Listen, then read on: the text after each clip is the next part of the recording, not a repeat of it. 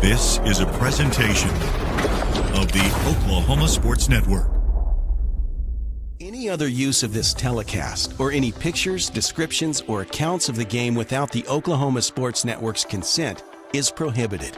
It may not be reproduced or retransmitted in any form, and the accounts and descriptions of this game may not be used without express written consent.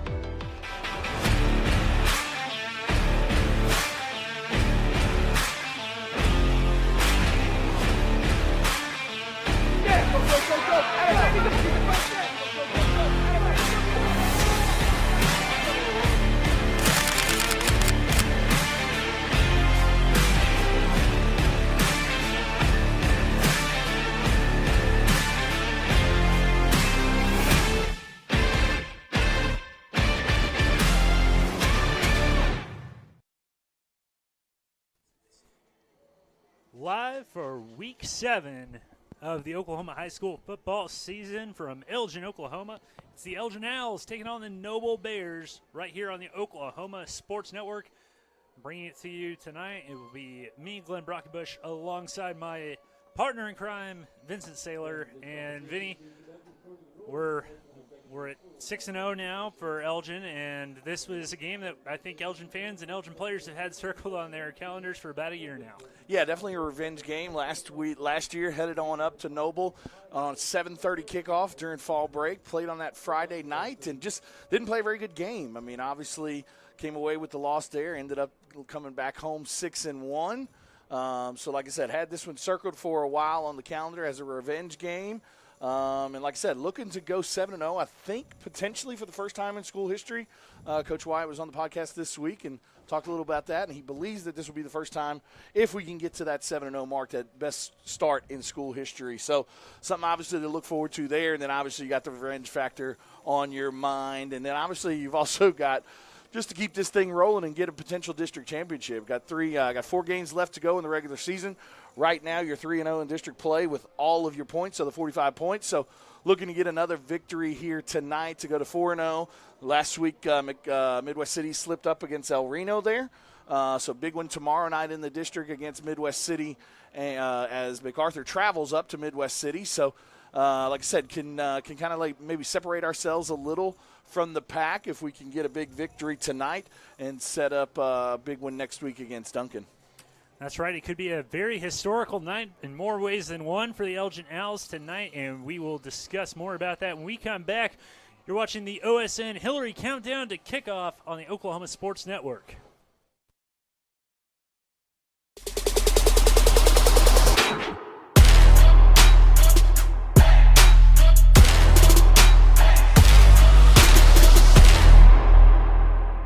Come see us today at Wichita Furniture, where for a limited time we are having 50% off all living room furniture. That's right, all living room furniture is 50% off MSRP. So come in today and take advantage of this awesome deal. Wichita Furniture, off the corner of Cash Road and Fort Sill Boulevard.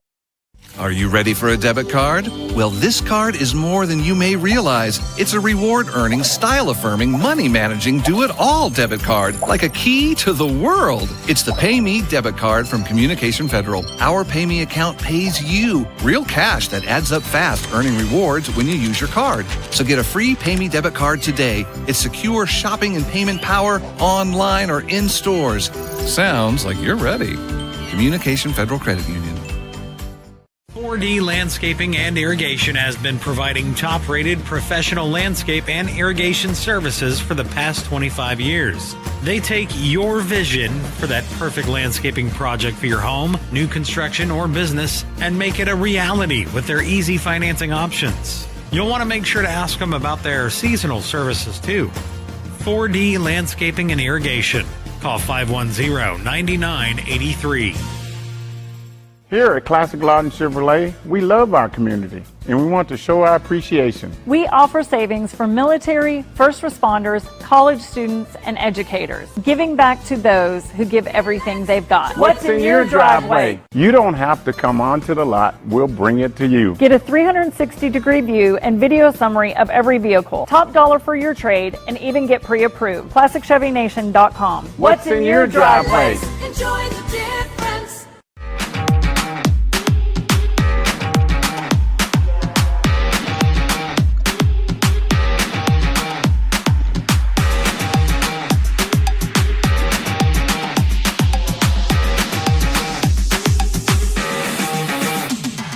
When it comes to your home, you need someone that you can trust to keep it safe and protected for you and your family. Vesta Foundation Solutions is your local, family-owned company that has helped many homeowners fix and protect their homes. Our engineered solutions can take care of all of your foundation repair, basement waterproofing, concrete leveling, and dirt crawl space repair needs. We take pride in getting the job done right, and you'll always be protected with up to a 75-year warranty. Contact us today for a free estimate. They say the best way to be a good neighbor is to know your neighbors and give a little help when they need it. And when you need a little, you can find help at Ace Hardware in Elgin. Not only do they offer everything from grills to flowers, paint, hardware, and tools, they offer experience to help guide you through the process. And they're happy to take the time to make sure you can do it right. Ace Hardware of Elgin. They're more than just a hardware store. They're your neighbors. Ace Hardware, 7796 Highway 277 in Elgin.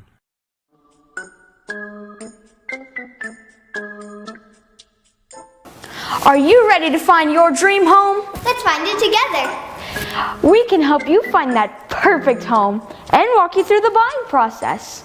Or maybe you just want to sell your home. We can help with that too.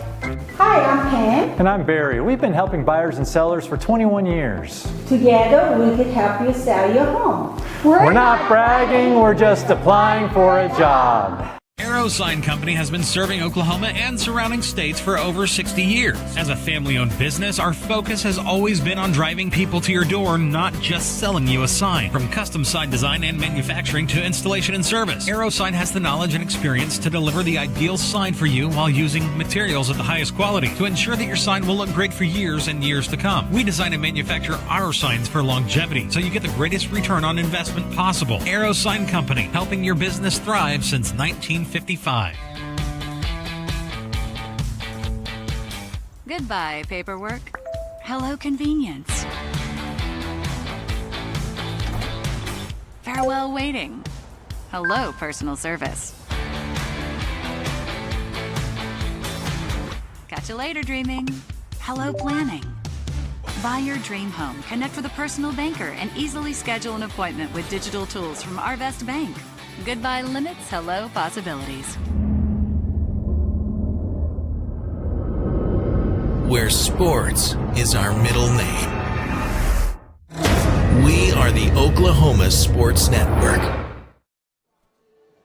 Back live at Elgin Owl Football Stadium for Week 7 matchup, District 5A1 between the Elgin Owls and the Noble Bears. You're watching the Hillary Communications Countdown to Kickoff, always innovating because every community matters. Providing top quality telephone and internet service. Visit their website at hillary.com. That's HILLIARY.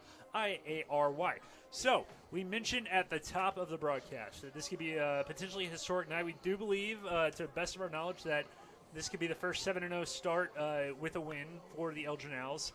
And then also we are 143 yards and counting for Matt Lund, away from the school record for most rushing yards in a career. Yeah, 142 away from that 4,300 mark. Last week he went over 4,000. So, yeah, we're 142 yards away with his season game average. Could potentially get here tonight. That would be great if he does. If he does, might have a little surprise for you during the broadcast, and then also if you're here live, you'll get to potentially hear it from Jared Williams and kind of announcing that. So, yeah, like I said, 142 yards away. Not an easy task, obviously, against a pretty good football team. But if his season averages continue the way they have been going, she could get there tonight. And that would be great to do it at home. I mean, obviously next week we're on the road, so we'd love to get it done. We've kind of been talking about it all year, so we'd love to get it done tonight, especially since it's a home game. So we'll see what can happen. Obviously this is a good football team, so it's not going to be easy sledding for him all night. But obviously if that offensive line can do their job like they've been doing it all year, and Matt continues to run the way that he runs and gets in the open field, we could see it tonight. That's right. The record previously, Kwame Tate had 4,300 yards in his career during 2006 to 2009. Man, our poor producer, Clay Underhill, was just a baby during then. And He's doing a great job for us tonight, and we've got Sadie Hightower up top filling for us again.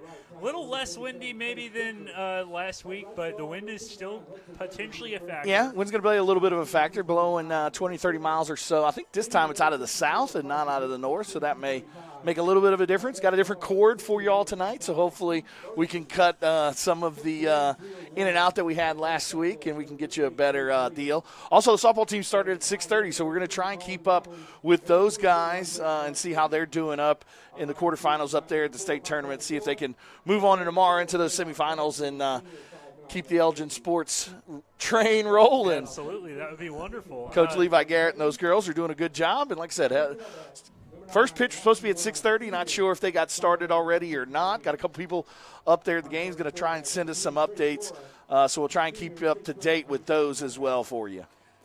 Yeah, it's a big weekend for Elgin, big weekend in high school sports. Obviously, we are normally a Friday game. This is a Thursday game because of the fall break, but some school districts are different than others in terms of when they have their fall break. So last year, this game, as Vincent mentioned, between Elgin and Noble was held on the Friday at Noble. That was a 32-21 loss for the Owls. That was their first loss last season. And, you know, this is a game that, while Noble is a team that maybe isn't as potent offensively as they were last year, you lose Colin Fisher, the outstanding quarterback who's now on the baseball team at the University of Arkansas. And then Brandon Harper, who you and I both just absolutely loved watching play, their wide receiver, who I believe went on to be a preferred walk-on at the University of Oklahoma, number one for them. He is. They still have talent, and Greg George is going to have a really good team still. They're going to employ a spread-heavy offense, which isn't really something that we have seen.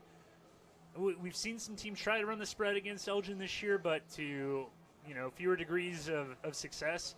This is probably going to be one of the more high-powered offenses potentially that we've faced this year up to this point. Yeah, they're good offensively. They're pretty good defensively as well. Have played some pretty tough games so far. Had kind of that shootout against El Reno when Nicholson kind of went crazy. Ended up losing that one. But like I said, it's a good football team. Obviously, some familiarity with the staff. Coach White was on this staff a couple years ago prior to taking the head job. So all the guys that were on that staff are still there. That when I was talking to him this week, he still mentioned kind of a little bit about those guys still being there and kind of how it's fun to coach against those guys. He kind of knows some of them. And so obviously that adds a little bit to it as well, not only just the revenge factor, but the fact that you know some of those guys, some familiar faces on the other side, adds a little bit of extra motivation too, because it's always good to beat a former boss. So why are you looking at me? I've never worked for you. so it's always fun to do that, though. So I'm sure, like I said, Coach Wyatt has this one circled for a multitude of reasons. But at the end of the day, you want to get to 7-0. You want to get to 4-0 in district play because that sets you up pretty good for those last three games. Because we got those last three are fairly tough there. Going on the road to Duncan, then you've got the Big Two, MacArthur coming here, and then finish the season up at Midwest City. So, like I said, you want to try and get into those last two unbeaten, and then that way you kind of control your own destiny there.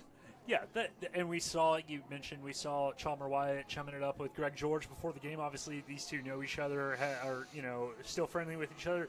Best believe once it's kickoff time, all pleasantries are out the door for at least the next 2.5 hours. I will say, Elgin, we think about this game and maybe maybe Noble isn't what they were last year, but this is an important string. These last four games, you can't overlook anyone because if you look at last year, and obviously Elgin is a different team to a certain extent than they were last year. Everyone has gained players, lost players from last year, but that last four games of the regular season last year, Elgin went from averaging well over 30 points a game to their last four of the regular season, 21, 29, 20, and 21, and went 2-2 in that. And then, of course, in the playoff game, unfortunately not being able to get in the end zone. So, well, and this is a tough week too. I mean, it was fall break, so I mean, obviously you had a little bit less of time to get prepared because you got a Thursday game when you played last week on Friday. Like I said, a little bit, not necessarily distractions, but obviously you didn't have the normal week of you had one less day to prepare, and then on top of it, you really didn't have school, so the kids weren't going to school every day. Kind of got out of routine a little. They kept practice the same time as normal. was my understanding, to kind of try and keep it as routine as possible. But at the end of the day, I mean, they're used to going directly from school there. Now they were kind of sitting around the house. So you got some distractions and things like that. But like I said, we talked a little bit about it last week with it being homecoming week with the distraction side of it. This is a mature, kind of been there, done that team on the Elgin side of things. A lot of these kids have played a lot of football games. So like I said, you kind of, when you have a mature, older, kind of experienced team, some of those distractions are easily kind of put to the side because they're here for only one thing and one thing only, and that's to make sure that they take care of business tonight and make that long weekend that much more fun. Absolutely. And this is a Noble team that comes in 2-4, and Elgin comes in 6-0. We'll talk more about it and introduce the starting lineups when we come back. You're watching the Hillary Communications Countdown to Kickoff. You're watching Elgin Now Football on the Oklahoma Sports Network.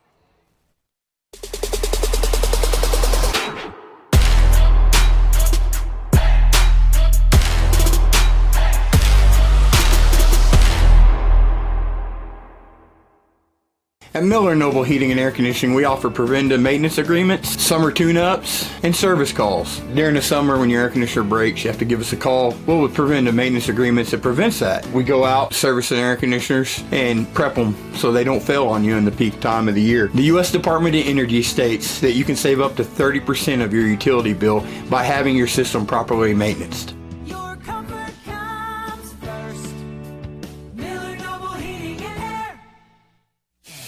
Are you looking for more than just a job? Bar S Foods in Lawton offers a career with a competitive starting wage, opportunity for advancement, life and health insurance, including medical, dental, and vision, as well as 401k retirement plan. At Bar S, you can be proud of a company that gives back to the community. But most of all, you can take pride from making a quality product. Bar S Foods, making the best tasting hot dogs and smoked sausages, the food America likes to eat. So come be a part of a winning team and start your path to success today.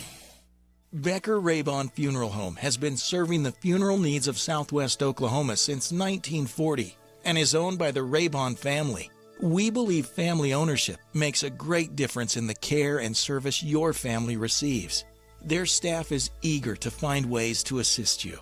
Whether it's with live streaming or benefit assistance, we can help. When it comes to measuring personal levels of service, there are other funeral homes, and then there is ours. Becker Raybon Funeral Home, 1502 Fort Sill Boulevard. Bank First is uniquely Oklahoman, deeply rooted in over 50 communities statewide. From those roots, our investment in education springs forth, helping to raise the Oklahoma leaders of tomorrow while providing financial strength to the business leaders of today. That's the kind of loyalty that helps entire communities thrive. Bank First. Loyal to Oklahoma. Loyal to you. College is more than just going to class.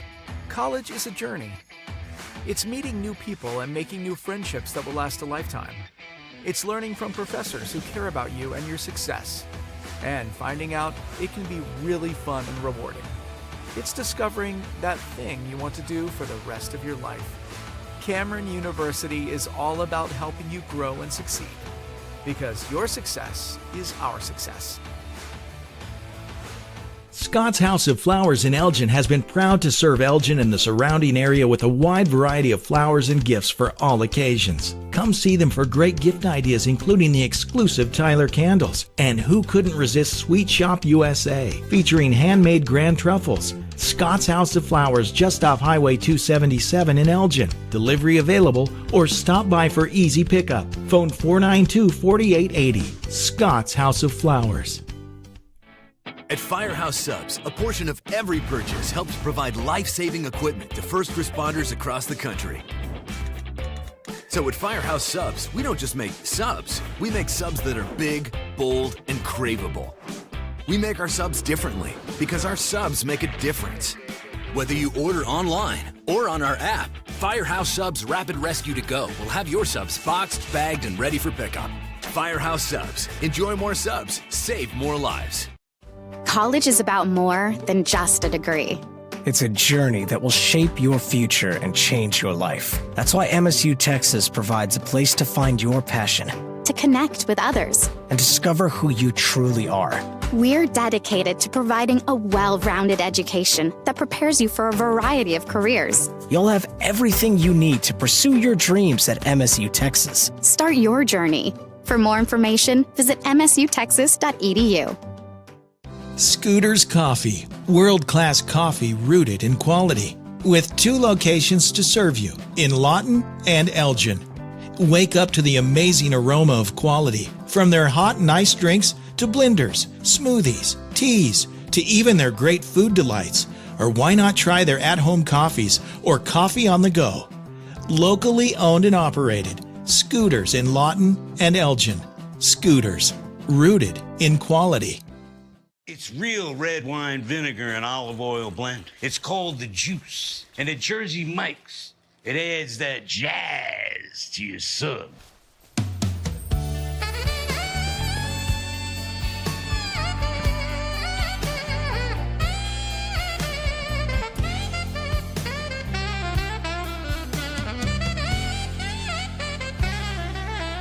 Add a flavor zing with the Juice. Jersey Mike's, a sub above. Step into the best chapter of your life, one with rheumatology care from a provider who focuses on your well-being and getting you back to what matters most. Dr. Shahzad is dedicated to building long-lasting relationships based on trust and medical integrity with every single patient. Schedule your telemedicine appointment today. Don't let rheumatoid arthritis or other inflammatory conditions stop you from enjoying life. MMG, the power of many for the benefit of one. When it comes to your health, you want and deserve the best. You want a hospital with the highest quality scores in the region and one that provides safe, excellent care. Southwestern Medical Center has been a part of this community for 115 years and has a history of delivering compassionate, skilled healthcare to Lawton and Fort Sill. Choose the hospital that has always put the health of this community first. Southwestern Medical Center. Be well. Live well. That's why we're here. Southwest Foot and Ankle Clinic has specialized in the medical and surgical treatment of the foot and ankle for the past 40 years. And they provide all treatments under one roof. From x-rays, radio pulse therapy treatment, to surgical treatments, all with one goal in mind: providing the highest quality medical care with good old-fashioned Oklahoma compassion. Call to set up an appointment today. Southwest Foot and Ankle, 580-357-8720.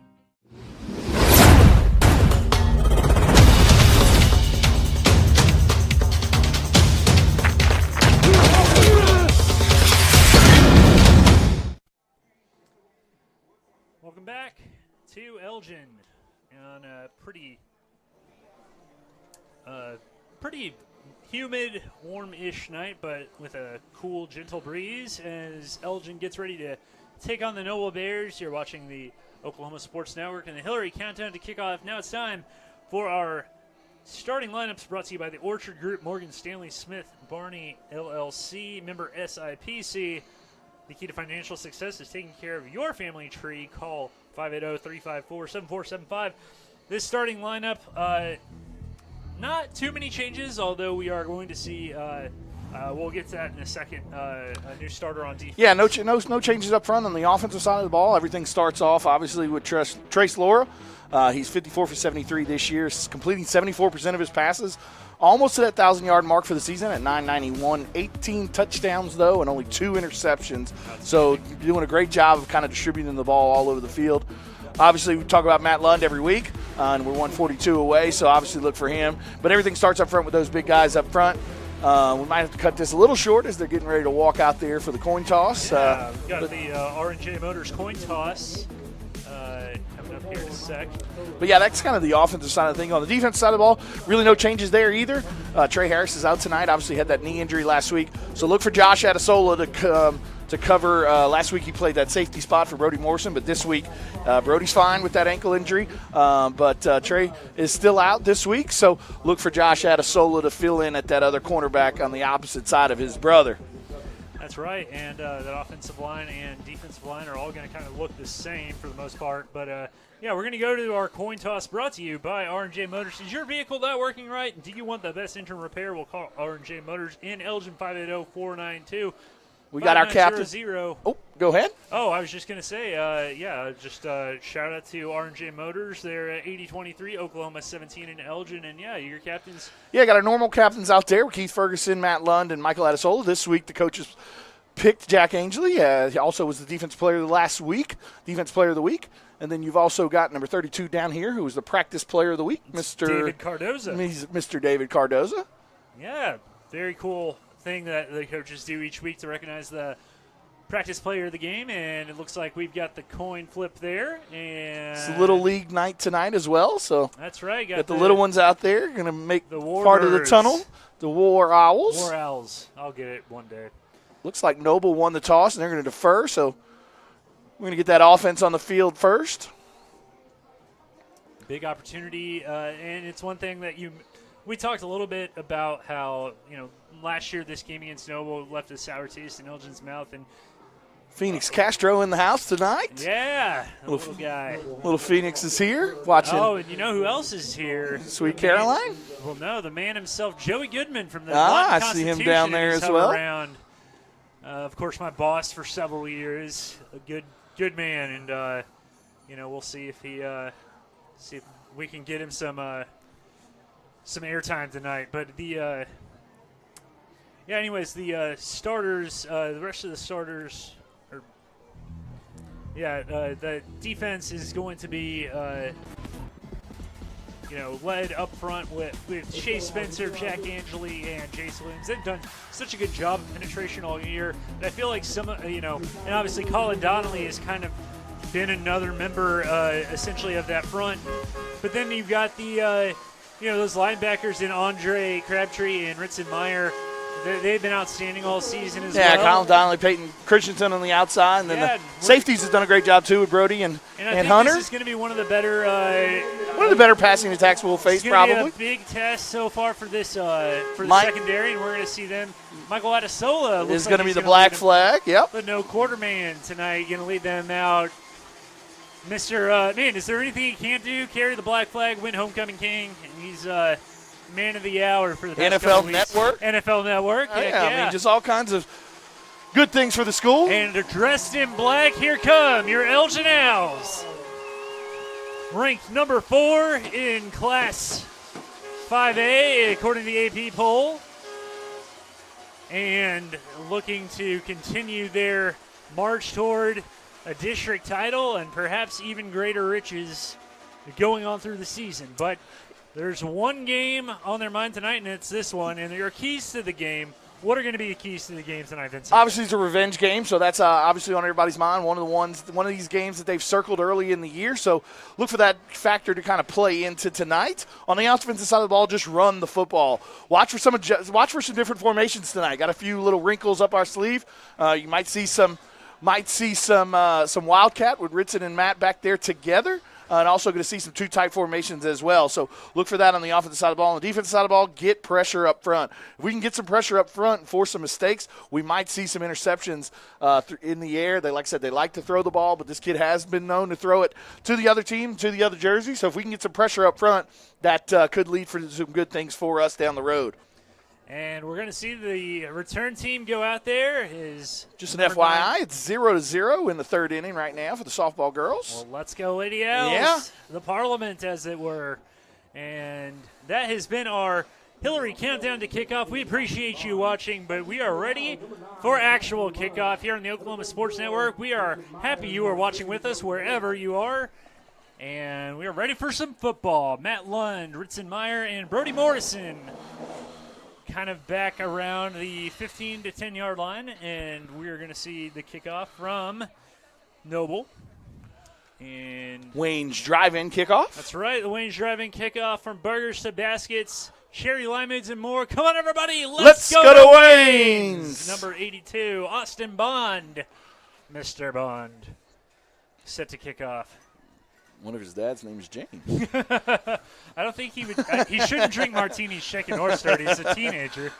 He's going to kick that one, and it's going to be a little short, and it's going to be taken at about the 32, and that appeared to be Gabe Rush. Good job by Gabe right there, making sure of the fair catch. You don't want any funny business going on that early in the game. No, I mean, when it's a short kick like that, you get in pretty good field position. Obviously, you can catch it and try and go straight up field, but those guys are not that far away from you, so good job by him putting that hand in the air and making the secure catch.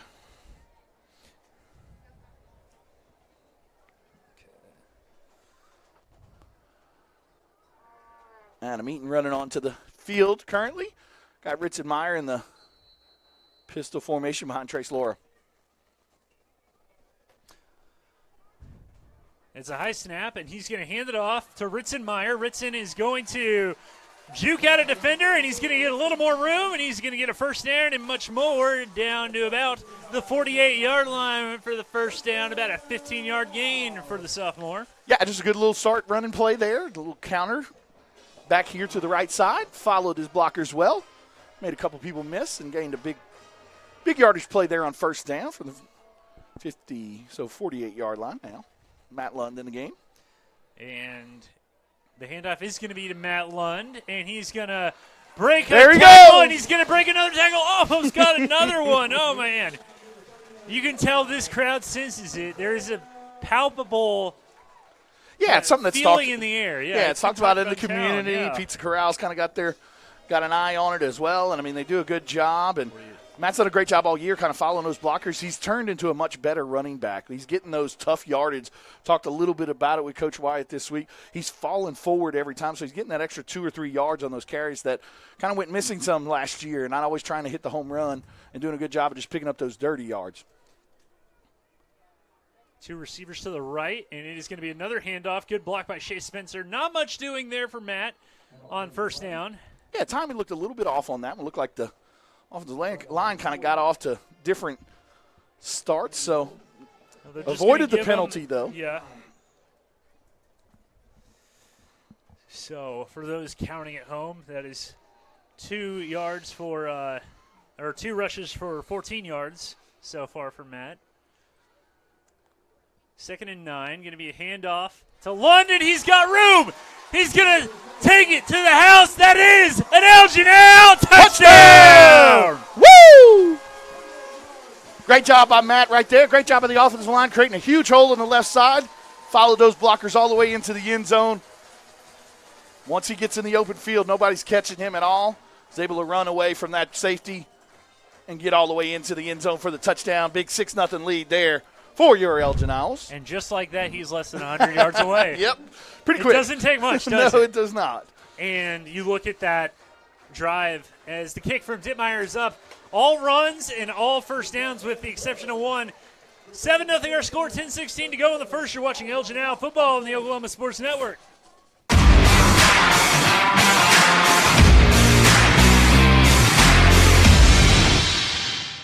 Lutton's newest hangout, 5370 Northwest Cash Road. A family-friendly atmosphere featuring their award-winning pizza and calzone, made fresh daily from their secret family recipe. With handcrafted burgers, wings, appetizers, salad, and homemade desserts, including deep-fried banana pudding. Come hang out with us. The Hangout, 5370 Northwest Cash Road in Lawton.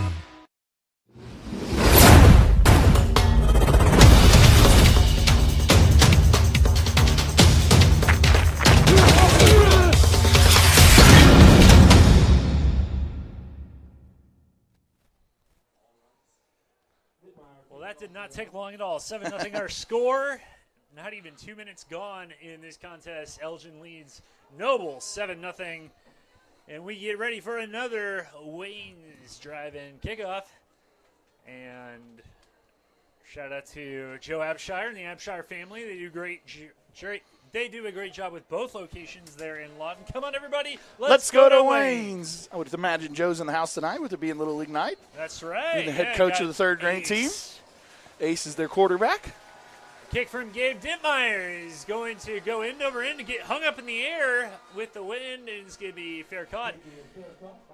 So that Wichita Furniture drive summary, 4 plays, 67 yards, all runs. All runs. It's capped off with a long touchdown run by Matt Lund to make it 7-0, your Wichita Furniture drive summary. And that's one thing is we've commended Trace Laura, the quarterback, for taking on more responsibility. But at a certain point, if this is what you do best, do it. And so they've run the ball well. And it looks like they're going to start off at the 29-yard line, Noble Bears are, and it's going to be a pass towards the sideline. Man, Michael Adesolo was on him like glue. Yeah, just a quick little hitch route, and the quarterback kind of threw it to the outside. The receiver broke to the inside, and Mike was able to get his hand on it. Unfortunately, couldn't come up with it. You'll see Josh Adesolo at the other corner tonight. Trey Harris out tonight with that knee injury last week, so got Josh Adesolo also in there at that other corner. And it's going to be a handoff inside, and he's going to be wrapped up. It looked like Ritson Meyer wrapped him up. We want to remind you that this first quarter is brought to you by the Lawton Fraternal Order of Police, Lodge number 98, and the Lawton Police Officers Association, proudly serving the Lawton community. Now, they believe that run there was by number 21, Jordan Peterman, their quarterback. The aptly named for the Noble Bears, Joe Bear is their quarterback. So it's 3rd and 7 from the 32. Peyton Christensen looked like he wanted to come. And here's Shea Spencer with some pressure, and he gets rid of it. Bear does. Yeah, great job by penetration there by Shea and Jack from their defensive end spots. Good job by the quarterback, though, of getting that ball away and avoiding the long yardage sack. You know, it's just a shame that Shea has no personality whatsoever. I really wish the guy would show a little bit of, enthusiasm for 177. Yeah, he gets a little worked up out there, so it's all in fun, though. See if Brody can get his hands back on this one. We had have the punt seen return him do it before a couple weeks ago. So the punt is up. Pretty darn good punt. Brody's going to call it off, and it's going to be received and fair caught at the 25-yard line. So yeah, kind of patted himself on the chest right there. Probably wants that one back. Yeah. Had a decent amount of room. Yeah. But you will notice a lot of the ankle tape and the stuff on the elbows and stuff. It is a pink out night, raising awareness for breast cancer awareness and fighting breast cancer. My grandmother, may she rest in peace, was a 2-time breast cancer survivor. We've all, I think, had family members or friends touched by this awful disease, and we just continue to find ways to fight it. Well said, Glenn. My grandmother, same thing there, no longer with us, where Maisie gets her namesake from. There we go. And we're going to see a handoff. Left side, Matt Lund. And, man, he's keeping me on my toes. I'm ready. Just an outside zone run right there. Good job by Keith leading them out there. Created a decent-sized hole and picked up another 15 or so yards. 15. Give or take. How many did he have or need coming into tonight? He needed 142 coming in. And 143 to eclipse, correct? Yes, okay. And David Dillingham is over there. I'm going to kind of try and keep it. We're trying to do it as best we can in the booth, but David's going to also keep us in the loop. And it's going to be Matt Lund again. A little stiff arm and going to get out to the sideline. Looks like Ritson's going to give him a little bit of a breather here, maybe. And what a luxury that has been for the Owls to be able to have Ritson as not just a spellback. I mean, we've mentioned it before. He could be a feature back in most offenses. Yeah, for pretty much anybody else, he would be a feature back. But like I said, does a good job of coming in, kind of that thunder and lightning type backfield. A little bit less yards than at this point last year, but still doing a good job when he's been in there. Had to one loss. Games, yeah. And it's going to be to the right, and Ritson's got some room. He's got a great block by Michael Adesola. And then we're going to see a flag at the end of that one. We're going to see what that's all about. I think it's going to be a face mask. So it's going to add probably another 15 on top of it. You know, I want to, and of course our producer Clay Underhill, former lineman, I think he will appreciate this. I always want to give credit to the blocking. And my goodness, how many times have I said that Michael Adesola throws great block? Yeah. He's got good hands, but man, one of the best blocking receivers you're going to see. Doesn't hold, just like one of those blocking sleds, just shoves forward. And then, like you said, that penalty on them. Very unselfish. Mike's a very unselfish player. Kind of, like I said, it's part of the reason he's a captain, part of the reason, I mean, he's Mr. Everything for us. Like I said, does all the dirty work on the outside as well. And we got 2 men in motion, it looks like. Moving to the other side, Brody Morrison and number 4, Michael Adesola, aforementioned. It's going to be a little bit of a high snap. It's going to be a right sweep to Ritson Meyer. Does he have a touchdown? Yep. You know it. Touchdown, Elgin Owls. Woo! Ritson Meyer from 25 yards out. Yeah, just rotated all the receivers off to that side, left no receivers on this side, but still ran a counter play back to the short side of the field. And Ritson goes up the sideline for a big 25-yard touchdown or so. Makes it 13-0, your Elgin Owls. Gabe Dittmeyer in for the extra point here. Peyton Christian on the hold. Gabe has been pretty automatic this year, and no announcer curse there, thank goodness. It is good. It's 14-0 our score, 8:40 to go in the first quarter. You're watching Elgin Owl football on the Oklahoma Sports Network.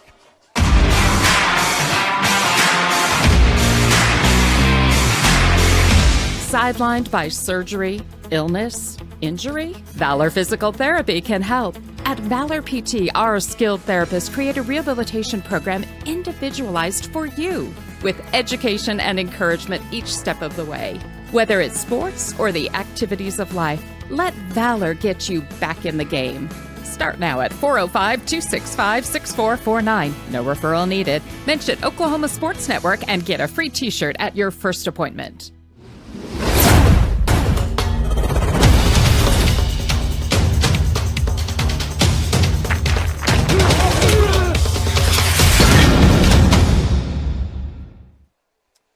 .40 left to go in our first quarter.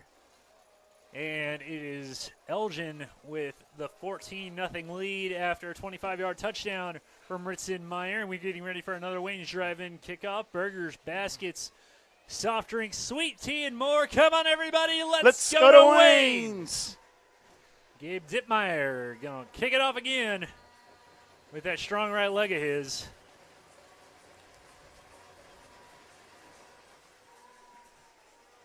And it's going to be taken at about the 22. And he's going to have a little bit of room, but Hunter Jackson, it looks like, I believe it was Hunter who kind of dragged him down there. Yeah, good job by Hunter staying in his lane, allowing him to not get on the outside of him, and then wrapped him up once he tried to cut it upfield.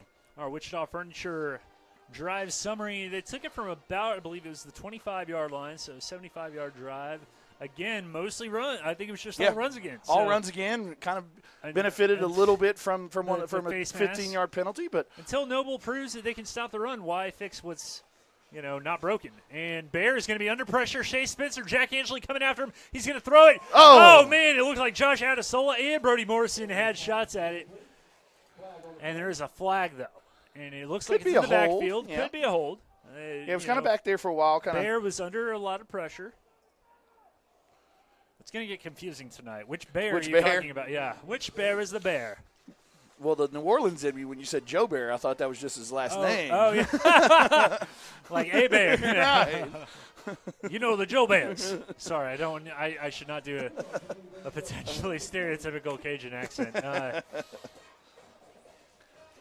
Yeah, hold there on the Bears. There on the Noble Bears, and so tried to do a little slip and go screen. But good job by Hunter Jackson of covering it deep. Then great job by Brody of almost coming up with the interception. Britson almost tried to time that rush perfectly. And they've talked about this all week. Joe Bear is going to do a lot of quarterback design reads up the middle. And that's something that they talked to somebody like Jace Williams this week. Is Jace basically said, no, they want me to just stay where I am, stay at home because he might be coming up the middle quite a bit. And that's one wrinkle to this offense that they maybe didn't have as much last year. Colin Fisher, good enough athlete, but wasn't going to run probably as much as Joe is. So, no. And he's going to throw now. Bear's going to look deep. He's got a man, and he's going to be over both their heads on second and 19. No. And now we have a flag. Yeah, that was good coverage by Josh on the outside. Josh filling in for Trey this week. Pretty good coverage on the outside. Kind of got tangled up after the ball had already landed, but the referee looks like as long as Josh looked back at the ball, he was golden. Yeah, I mean it just was. Didn't look like there was much. I don't know. Yeah, and it wasn't called by the referee that was right there on top of it, but it was from one way back. But it's not an automatic first down, though, I believe, or is it in high school? I believe it's not. Well, it doesn't look like it. Yep, so it'll still be second down, though. Okay. Brings up a second and medium here. So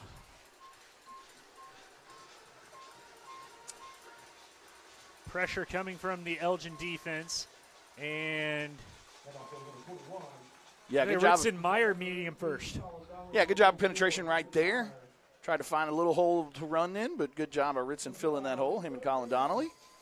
Like I said, we want to get pressure up front all night, whether it be in the running game and the passing game. Said getting that pressure doesn't always affect just the passing game. It affects the running game a ton, too, because it messes up the timing of the running back. It messes up the timing of the quarterback running back exchange. So we want to get pressure up front all night. Bears going to throw to the right side. It's tipped, and it's almost intercepted. Yeah, good job by Ritson there, flowing kind of on a quarterback rollout. Ritson flowed with him, kind of reading his eyes, and did a good job of getting his hand up and knocking it down. Looks like they're going to punt this one away. Going into the fourth, for y'all that are at home, going into the fourth, it's still 0-0. Fourth Your inning Lady of Owls the softball game, yeah. So Brody Morrison back down at his own 20, and it's going to be a bit of an awkward snap, but it's going to be punted away by Kirby, and it's going to take a bounce and bounce out of bounds at about the 19. So we will see that Elgin Owl offense yet again. Yeah, it's been all runs tonight. Obviously, before the game, we talked a little bit about how Trace has really stepped up and kind of became not just a game manager, but, I mean, has put some games away with his throws. Last week had several touchdowns, at least three that I can think of off the top of my head. But so far tonight hasn't had to do much, but just turn around and hand the ball off to those two pretty good running backs we got. Right. Now I got a little wrinkle here. Got Ritson at quarterback. Trace lined up way outside. Matt dotting the I. Little pistol formation here. And it's going to be a handoff to Lund, and he's going to run to the left. There's a flag. They're probably going to get a holding, and that's going to negate a pretty darn good run for Matt Lund. Kind of a new little wrinkle. Haven't seen it so far this year. Brought it out. Ran it some last year. Put Ritson and Matt back there together. Don't forget, Ritson had that nice pass in the El Reno game. Also a very good baseball player and pitcher, so does have the ability to throw it out of that formation as well. Yeah, he's a heck of an athlete, which we've mentioned before. Yeah, a little holding right there, so going to put us behind the chains a little. Going to put him at about the 10. And looks like they're going to run that formation again. Meyer lined up as the de facto quarterback at the 5-yard line. Pistol formation, handoff to Matt Lund. He's got some blocking. He's going to get to just shy of the 15 perhaps. Yeah, just got tripped up a little by number 24 there, kind of coming from behind him, and was able to trip up those feet because if not, had some green grass in front of him. And a good job by him, kind of reaching out and grabbing those feet. Matt couldn't get him up and moving. Gives him another 6, though. Down at about the 15-yard line, so it's going to be a fake handoff, and it's going to be kept by Meyer. It's kind of pick your poison there. Obviously, you got two very good running backs back there. Probably go back into a normal formation here on the 3rd and 9. We see Trace Laura out there again, and which he was, lined out kind of. Lined up at the receiver outside on the outside. But yeah, I got the normal guys back in. Matt still behind him, though. Adesola and Crabtree, and Matt Lund goes out as a wideout. Yeah, two tight ends, empty formation here. Whole bunch of wrinkles from the outside. Bobbles the snap. Going to roll out to his right. He's going to toss one for Andre Crabtree. He's going to flow it out of bounds. Good thinking by Trace there. Overthrew just a little bit. Yeah, obviously when he didn't get the snap, kind of messed up the timing of the play a little. So good job of him kind of making the most out of the situation. Maybe put a little bit more air under it, see if Andre could run under it. But at the end of the day, let the play another down. You want to end every drive with some sort of kick, whether it's a punt, an extra point, or a field goal. Yep. So here's going to be a punt by Colin Donnelly, and, man, wind it's going to boot it, but that wind is going to hold it, and it's going to take a friendly bounce. Well, it did, and then it didn't. And so it is going to be picked up at about the 42-yard line of Elgin. So short field for Noble to play with. We'll see what that offense is able to do this time. Yeah, just kind of the ball went straight up in the air, and as soon as it got up in that wind stream, just kind of died. So great field position for Noble so far. Not much going on the offensive side. They said they're going to line up in that shotgun 95% of the time, just like us. But we've done a good job so far of kind of keeping them at bay, both on the run game and the passing game.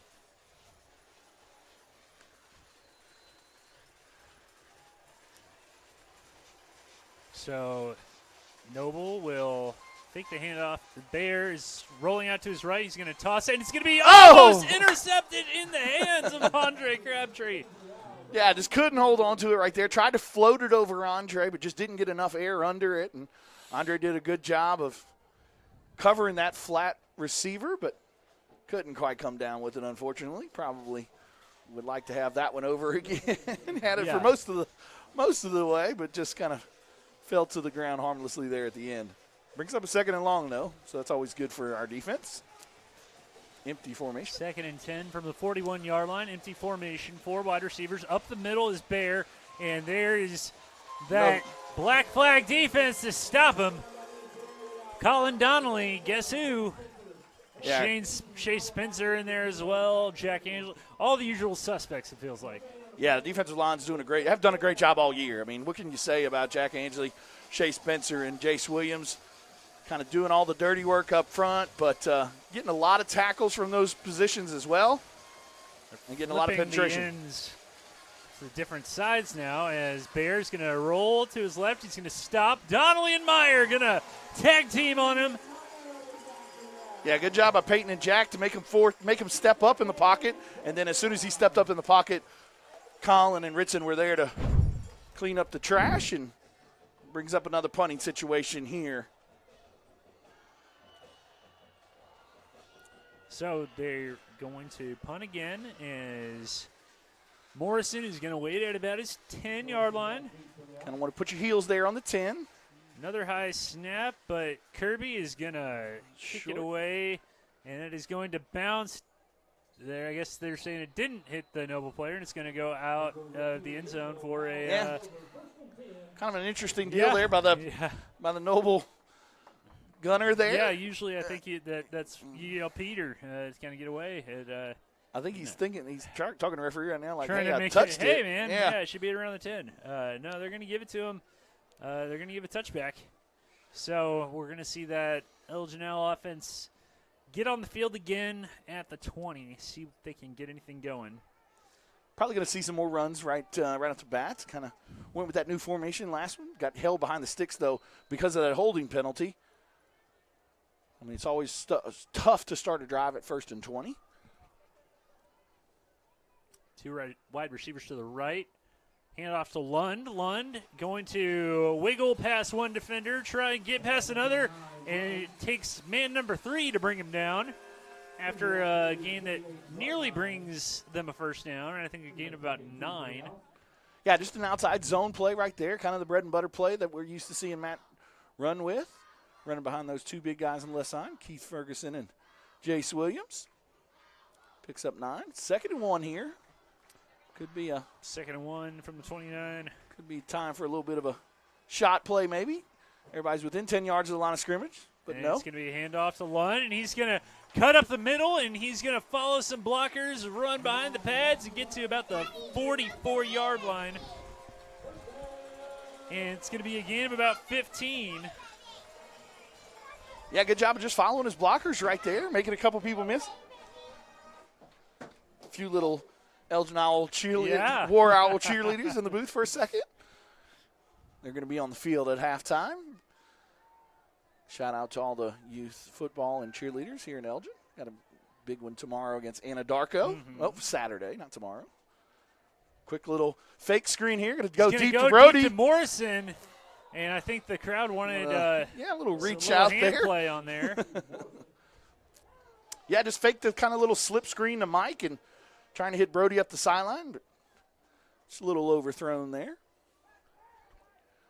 But yeah, kind of a little bit of hand play there on the outside, but no harm, no foul per the referee.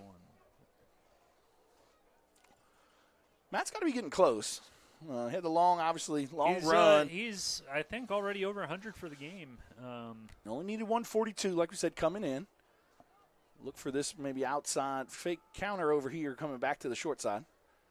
Oh, and Meyer is going to gut up the middle, and he's going to try to break it outside, but be brought down after a gain of about 9. Going to bring up a 3rd and short right here. Kind of keeps the whole playbook open. Oh, I guess they give him about 8 yards, so. It's Ritson on that carry. Yep, Ritson-Meyer there. And it looks like Meyer's going to flank out toward – no, sorry, that was 84, not 34. That's Trayvon Crabtree as Morrison goes in motion to the slot on the left. Changing the play here. Changing the play up a little bit. Still a lot of time left on play clock. And it's going to be a keeper by Laura, and he's going to burst for the first down, break 2 tackles, and he's still going. Mowing dudes over. Trace Laura, how do you do tonight? Yeah, I haven't seen that much this year from Trace. Last year, that kind of came one of the staples on our short yardage plays, kind of that quarterback power. But this one was kind of a quarterback counter and does a good job making a couple people miss and getting some big yardage there. It's going to be a handoff, zone handoff again to Meyer. He's going to have a little bit of room, get to the 20 and the 16, 17 probably. So about a 13-yard run, and we are going to see number 9, Matt Lund, come in for the for Ritson-Meyer, who kind of laboring off the field there. But first down inside of the Scooters red zone. That's right, Scooters Coffee, Scooters red zone. First time we've called their name tonight. Rooted in quality, amazing coffee, new location here in Elgin on Highway 277. And we're going to see a handoff to Matt Lund. He's going to follow the block, and he's going to go in for the touchdown, Matt Lund. Woo! Great job by Say Spencer right there, cleaning up the trash on the outside. And once he did that, Matt was able to easily get to that corner of the end zone for the 18-yard touchdown, his 2nd of the night. Woo! It really has been fun to watch him play football. It's just, I remember the first time I saw him, his opening game of his sophomore season, just absolutely ripped up Anna Darko, and I'd heard his name from the previous year. And that kick is good, 21-0. But even then, I didn't know that we'd be watching him do stuff like this. 1:37 to go in the first quarter. Elgin leads Noble 21-0. You're watching Owl Football on the Oklahoma Sports Network.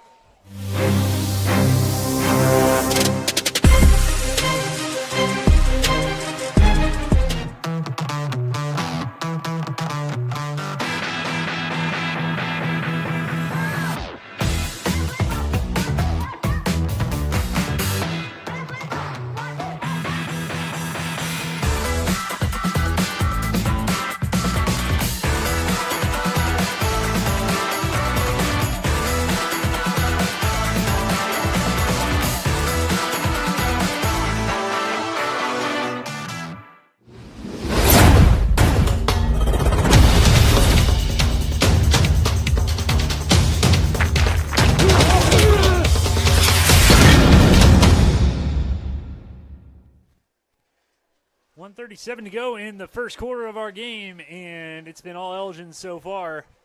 21-0 the score as the Owls get ready to kick off. Another Wayne's Drive-In kickoff after that Matt Lund touchdown. Wayne's Drive-In, 2 locations on Sheridan and one on Cash Road. Yep. That's right, yeah. How could I forget that? That's the one nearest my house.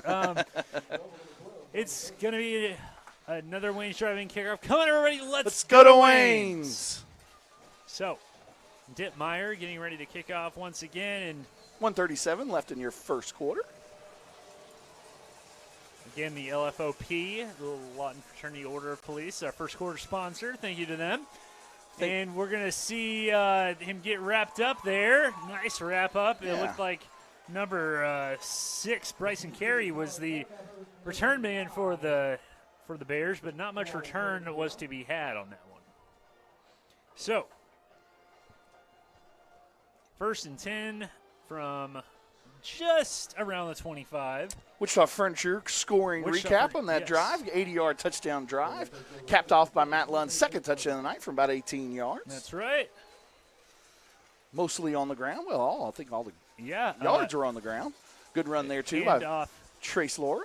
Handoff up the middle, and he's going to be stuffed, and then there's some laundry on the field. Looks like it's going to be a holding there. It's going to push him back. Yeah, I mean, it's tough when obviously we've rocked and rolled on all of our drives so far, other than that one drive that we got stuck with that first down penalty. Sure. When you get behind the stick so far like that, I mean, it makes it difficult for the offense to pick up 20 yards in 3 plays. So going into the 5th, it's still 0-0 for your Elgin softball. Pitcher's team. duel. Yeah. As these often are at this stage of the, yes, they are. of the year. Matt is 22 yards away per David Dillingham currently. It's going to be a pass. It's going to be intercepted. Get in there. Touchdown. Woo! What a play by Shea Spencer right there. Spencer. Great play. Celebrate number 77. You freaking deserve it. What an absolute athletic play by the big defensive lineman there. Able to get his hands up when he sees the screen pass coming and then fight his way into the end zone. Just saw that Wichita Furniture instant replay. Good job, Clay. God, we talked about it all year, how much difference he's made on this defensive side of the ball. Last year, mostly just played center, kind of filled in a little on the defensive side, but now playing full-time on the defensive side and is really coming to his own at that defensive end spot. And what an absolute great play by him on that play right there. Makes it 28-0. We'll take a break right here. You're watching Elgin football on the Oklahoma Sports Network.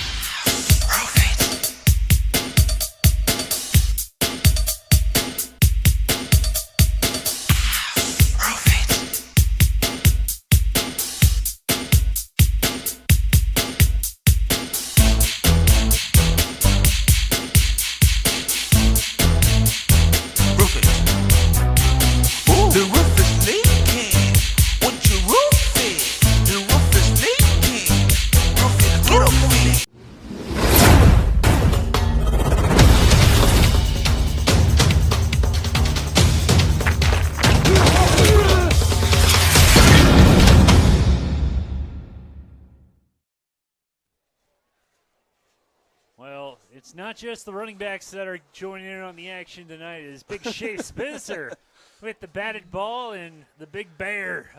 Well, it's the play in the Bears tonight, but, man, he looked like a big bear just throwing his big paw up there and swatting the ball out of the air and then scoring the touchdown as Gabe Dittmeyer gets ready for another Wayne's drive-in kickoff. Come on, everybody, let's go to Wayne's. 28-0 here in the first quarter. 1:12 left. Yeah, just an absolute athletic play right there by defensive end. Not often do you see that. And good job of him of dragging the rest of the defenders into the end zone for the touchdown. He's an athletic guy. Oh, yeah. And he's got some room up the sideline. Looks like it's going to be Carey, who's going to be down at about the 33. And that is by far it's the best play Noble's had all night. And it's probably one of the, other than I think Weatherford, probably one of the best special teams plays against the special teams all year. Yeah, we've done a great job all year kind of maintaining our lanes and keeping everybody in front of us. But other than that one Weatherford, we had that one towards the end. Bryce Martin chased them. Yeah, Bryce Martin chased them down on that one. But good job of running after catching there by the Bear and gives them pretty good field position right here with a minute left in the first quarter. See if they can take advantage of it. 1:03 left to go in our first quarter. It's going to be a keeper by Joe Bear. He's going to go to the left, and he's going to be pushed out of bounds. Looks like Jackson pushed him out. Yeah, just a quarterback zone read right there. Good read by the quarterback. We had a bunch of penetration back there, and Jack was able to tackle the running back, but good job of Bear pulling it out from the backside and going up the field for a big yardage gain to get him inside of that Scooters red zone. 15-yard line.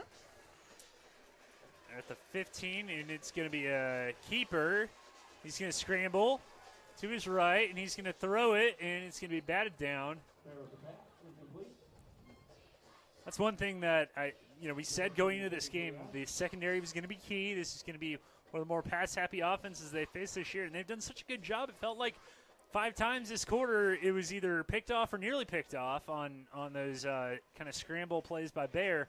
So that was one of the keys to the game. I mean, talking to Coach Wyatt, like I said, if we were able to get some pressure up front, he has thrown a few interceptions this year. So once he's got that pressure in his face, so we can keep that up. Might get one tonight before the end of the night. Well, we already got one. Shea obviously has the one. Pressure up the middle, and he's going to throw it, and it's going to be caught. No, he dropped it. Or are they going to say it's incomplete? Yeah. It's going to be incomplete. And Brody was trying to make the case that he had yanked it out from him and still had possession. But yeah, good job by Brody of, like I said, keeping his hands active. Once that ball was caught and was able to get his hands in there and knock it down before he was able to make that football move to say it was a catch. So what initially looked like a big play for Noble sets up now 3rd and 10, and all of a sudden this excellent series of plays for Noble, you don't want it to come away with no points if you're the Bears. Probably going to see some pressure right here, Ritson and Colin. Nope, looks like Peyton might be coming from the outside. Peyton is coming from the outside. He's going to throw it to the end zone. It's going to be out of bounds on the fade route. Looking for Connor Lane on that play. Probably go for it here, 4th and 10. Well, and Noble is a team that, and they didn't really need it against Elgin last year, but this is a team that last year was basically having a kicker away from being in the playoffs. And I remember talking to Greg George about their game in Duncan. They lost a couple games last year, barely, like you said, because they had to go for 2 on a couple different situations there. And see right here what they dial up on 4th and 10.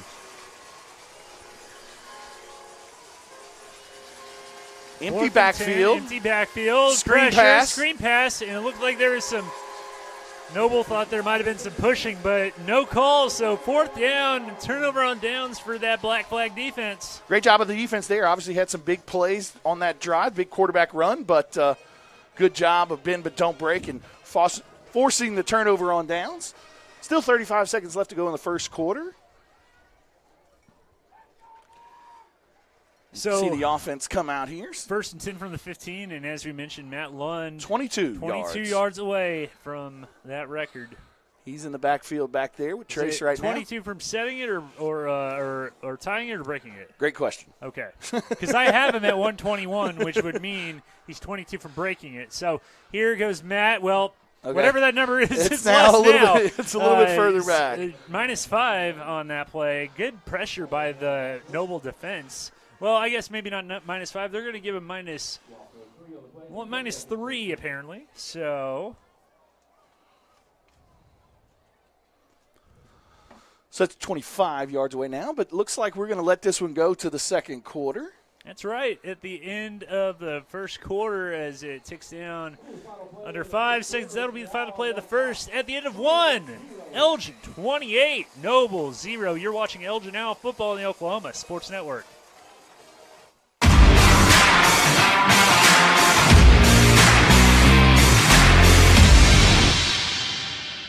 Lawton Community Health Center's high-quality health care is convenient to wherever you are in the region. We're here for you, whether it's our main clinic on Southwest Lee Boulevard or any of our other locations in Lawton. LCHC has additional clinics in Marlow, Comanche, Cache, Medicine Park, Apache, Elgin, and Burns Flat, with more on the way. Enjoy peace of mind knowing quality care from experienced providers is always available. LCHC, your hometown healthcare.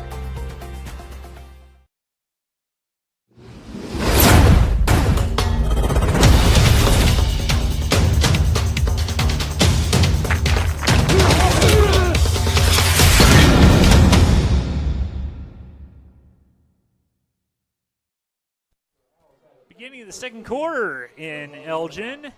Got a quick update of the softball. Just took the 2-0 lead in the 5th inning up there, and heck yeah! So now the Lady Owls are up 2-0 there in the 5th inning. See if they can close that one out. Our second quarter starts, and our second quarter sponsor is, hey, look at that. I know that dude. Vincent Saylor, State Farm. Like a good neighbor? State Farm is there. Call us today, 580-699-2771. Oh, got a little swing pass out here. Swing pass out there. It's going to be Matt Lund, and he's going to get some room, and he's going to get out to about the 22. Now, was that technically behind? That is a great question there, Glenn. That is the question of the night right there. Looked like it might have been behind him, but I was like, is that going to – I don't know what David Dillingham, our official, said. I'm so befuddled now. I'm sure Adam Castro's in there going to be the ultimate judge of that probably. It's going to be handoff to Matt. He might break it here. Maybe. He's going to break it. I think no matter what, that might do it. Let's see.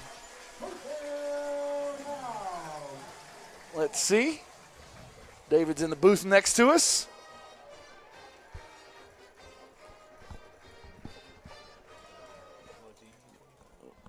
Not yet. Not quite yet. Almost.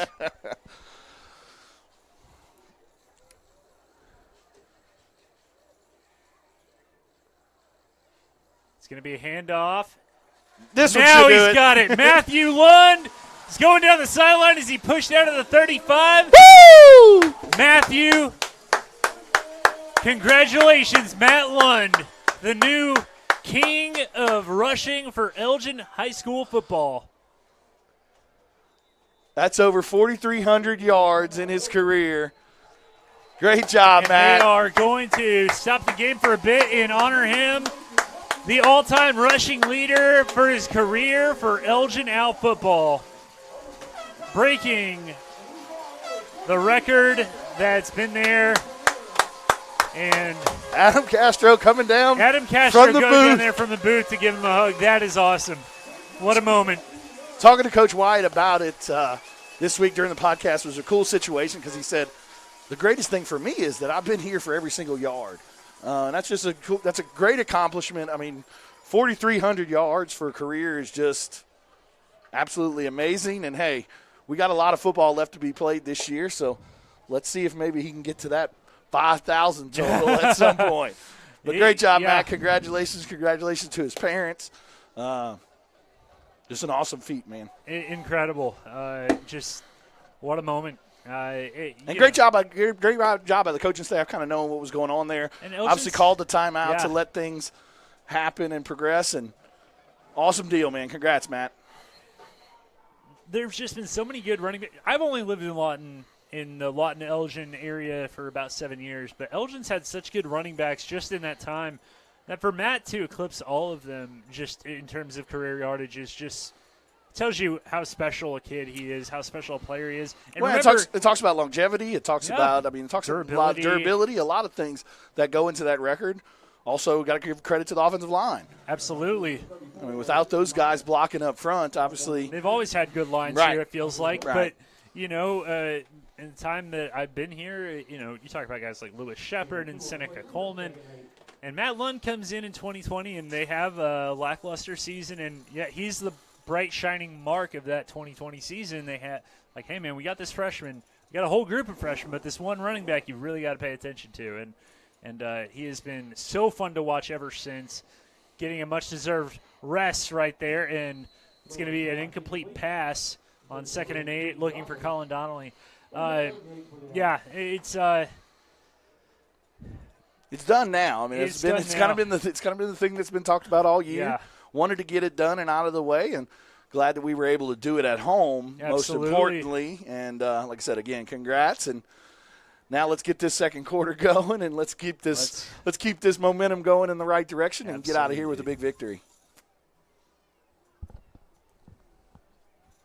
So going to be Laura looking deep. Trayvon Crabtree, touchdown! We got a flag right here. This one might be coming back. Let's see. Oh, man. Keith Ferguson is hanging his head, upset about something. Yeah, it's this one's coming back. Yeah, hold right there. Going to bring up a 3rd and long right here. Good throw and catch, though. But it's a little bit too much of the jersey, I guess. Brings up, now, like I said, a 3rd and long here. Now, I don't want to incriminate him because here's the thing. I was told a phenomenal stat prior to the game. Our own Clay Underhill only had 3 penalties called against him in his whole career. And I want to know if there's any, what a key to not getting called for holding is. I guess the key is just don't hold. But there goes Ritson. Got a little screen press out there. Yeah, well, he's still going. Oh, my goodness. Ritson Meyer. Oh, are they going to say? Well, and now there's a flag. Well, Keith's helmet came off, and I don't think you're allowed to continue playing through the play. And Keith being Keith is do what I want. out there Like I said, I mean, that's a hard thing to, oh, my helmet's come off, I've got to stop. But, I mean, it's going to make it an illegal participation. Because once your helmet's off, you're supposed to kind of give yourself up. But Keith continued to fight through the play.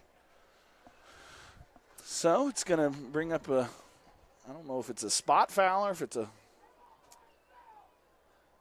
doesn't look like it's a loss. Going back to what I was saying about the holding is you hear stories sometimes from NFL players about you wear certain color guards that the other team is wearing. If you're playing at home, playing a white team, you wear the white gloves. Yeah, I mean, there's a lot of tricks to it. Julian Edelman said he loved wearing his red gloves when they would play, the Falcons or whoever. Right. There's a lot of tricks to it once you get to those levels. I never got called for holding because I didn't play. And they're going to throw it out to Matt Lund. Matt Lund going to catch it, and he's going to go to the 35 to 30, wiping out that penalty yardage and more. He's going to go in for a touchdown. Woo! That's an added dimension this year that Matt hasn't done so much in the past. Coming into today, he had 187 yards with 4 touchdowns on the air. But that was another one right there. Big touchdown throw and catch on the 3rd and long. Just kind of swing it out to your best athlete, get him in space, and say good luck trying to catch him. Just makes it 34-0. Phenomenal night. We talked about last week with homecoming how special the atmosphere is. The atmosphere here it is tonight is so great, especially for Matt. That kick is good. 35-0 our score in the 9:52 left to go in the second quarter. You're watching Elgin Owl football on the Oklahoma Sports Network.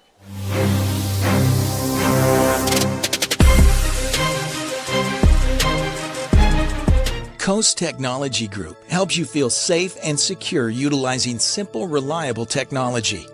Allow our team of experts to help you design the right system with high-definition surveillance cameras, cutting-edge smart alarm systems, and thoughtfully designed access control for your home or business. Work, sleep, and play with confidence, knowing CTG is your technology partner.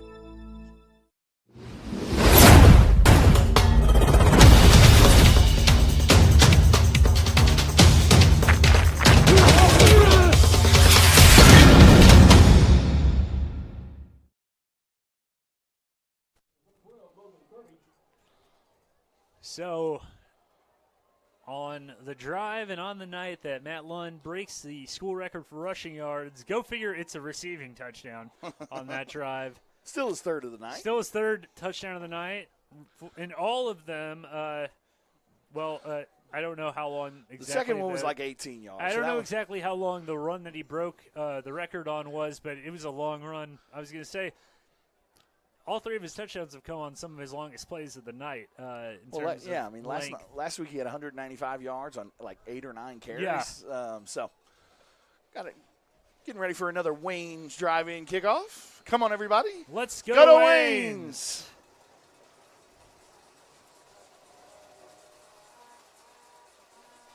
It's going to be received at about the 13.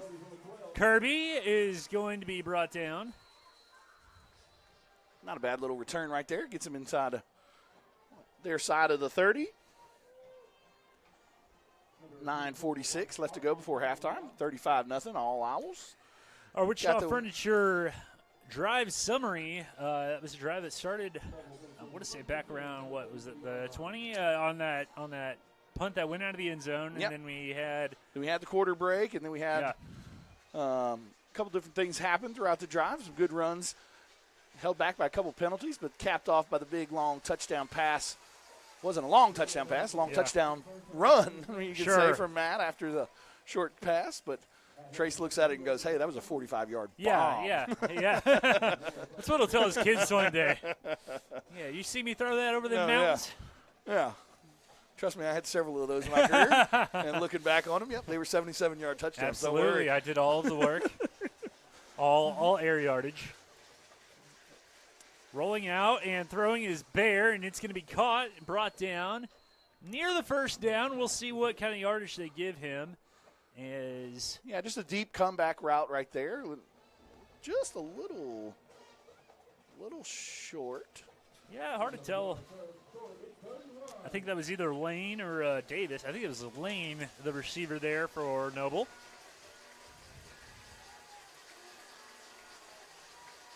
They're trying to get them to move. They're not going to. It's going to be a handoff, and he's going to be stuffed pretty good.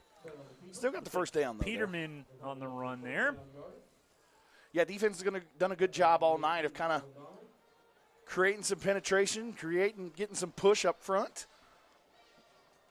Want that offensive line to always kind of be backpedaling. Done a good job of pushing that line of scrimmage back a couple yards at the snap. I think it's still 2-0 there on the softball side of things in the 6th inning. 8:30 and ticking in our second quarter. Empty backfield. He's going to throw it, and it's going to go off the fingertips of his receiver. That was Bryson Carey. Yeah, just a quick little bubble route out here, a little high on the throw, but Peyton was right there if the receiver was to catch it. See Kephart coming out of the game. And Jace Williams back in. I know I've said it before, but, man, you just got so much respect for guys like, Jace, Michael, Brody, Jason Shea especially, playing – both sides of the ball and playing almost every snap. Well, and as an offensive lineman and defensive lineman, every snap, I mean, you're getting pounded on and leaned on and things like that. So, pass thrown, and it's going to be caught on the far sideline. He's going to be brought down by Michael Adesola and helped up by Colin Donnelly. Nice sportsmanship there by Colin. Yeah, good job by Mike right there. Almost just a little step behind. Almost got his hand in there to knock it down. Yeah, Lane. Keep throwing that pass. Mike might be able to step in front of that one at some point. Yeah, that number 4 on number 4 matchup over there, Adesola versus Lane, is one that we've watched kind of all night from their first offensive play. It's been working on this drive. He's going to try and get it on the ground, and Colin Donnelly says, no, sir. Yeah, Ritson came off the edge, made him step up, and Jack Angley and Colin were there to clear things up there at the end. Brings up another fourth down. I think it might have been 18 with the initial contact, and then Jack was there to bring it to a close. But we're going to have punt it away here. 4th down, and it looks like they're going to punt it now.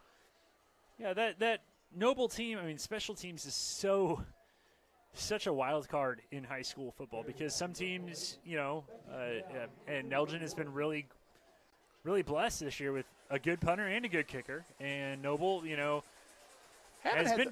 hadn't had too many issues tonight, honestly, as Kirby's going to punt that away and it's going to go out of bounds. Look at Coach Chalmer with Coach Wyatt with the hands That's on the sideline. sideline. Former DB, if I ever did see one.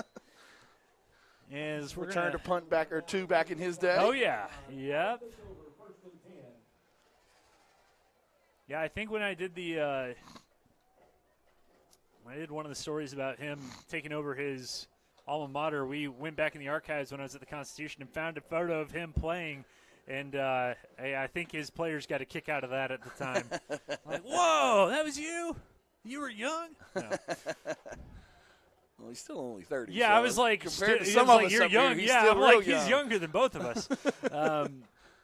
He's going to throw, and it's Ritson out of the backfield, just a little long. Oh, man. Yeah, just a wheel route. Philip Peebushy caught it, and then Ritson kind of tripped up on the sideline. He seems to be good to go, though. And yeah, just a wheel route from the running back position, kind of faking it to him, hit him up the sideline, but good coverage there by the Bears. What I'm really interested in, we talked earlier about kind of like the pink tape, and Clay Underhill was kind of informing us how a lot of that goes is, the athletic trainer usually has a bunch of pink tape for pink out night. Yep. But they all got the pink towels, too, which I think is pretty cool. And going to be a handoff to Meyer. Meyer going to follow his blocks, going to bounce it outside. He's going to get some more room. Going to keep going, Ritson Meyer. And he's going to be brought down basically by his own man. Flag go back here around the 50. Probably got somebody on the outside there. Yeah, the longer play goes on, the more blocking you need. And the longer play goes on, the more tired you get. And the more tired you get, the easier it becomes to kind of cut some corners. So well, and sometimes too on the outside. I mean, when you're kind of out in open space like that, it's a little bit easier for the referee to see. Sure.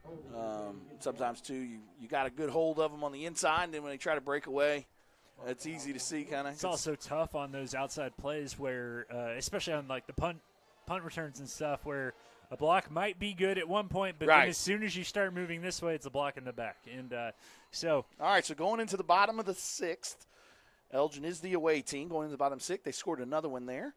So in the 6th inning, so it's up 3-0. And who are they playing? Do we remember? Good question. Okay. I can't remember who it was. I could have told you before the game, but I believe they're up in Shawnee right now. Correct.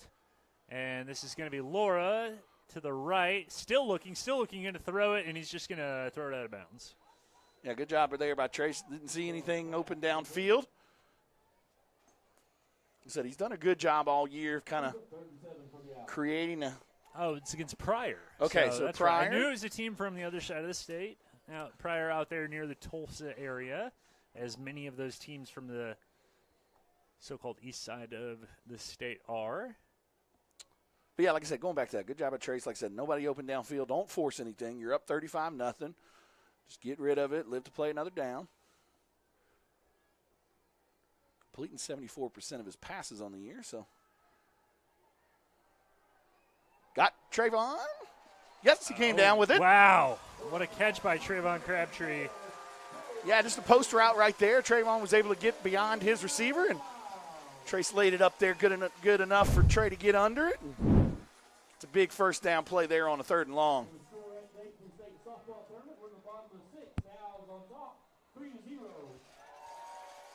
Just got Jared Williams just announced it. Notification from Jared Williams. That a few little shakers going. 3-0. Matt's back in there behind Trace. It's going to be a hand little off to Brody. End round underneath to Brody Morrison, and he's got blocking. And there he goes. Spencer, and he's off to the races. Touchdown now. Woo! Good job of Brody setting up that final block. Big Shea Spencer out in front doing a good job of blocking downfield. And another touchdown run by the Owls. Another touchdown for Brody on the year. Like I said, he's been one of those guys that's really stepped up on the offensive side of the ball. We're really happy about coming into the year, about what he would give to the offense with his athletic ability and getting the ball to him in space. And I think he's exceeded a lot of our expectations with that.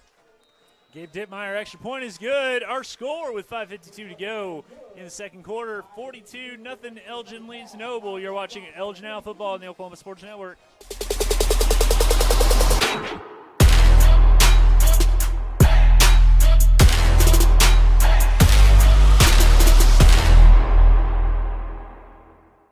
Your job can get dirty. You need a solution. At Waste Solutions, we offer front-end loaders, roll-off containers, and dumpsters for any job, large or small. We also provide residential trash services for Lawton's outlying communities. We've got a solution for small businesses, contractors, construction companies, and everybody in between. We're a locally owned company, and we've been serving our community for 21 years. We love Southwest Oklahoma, and we take care of our own. Every dirty problem has a solution. Waste Solutions. Click or call today.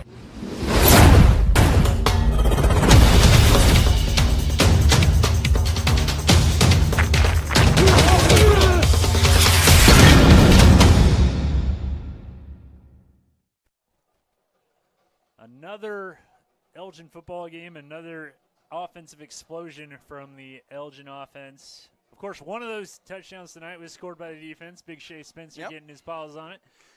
But another touchdown here tonight. It's going to be 42-0.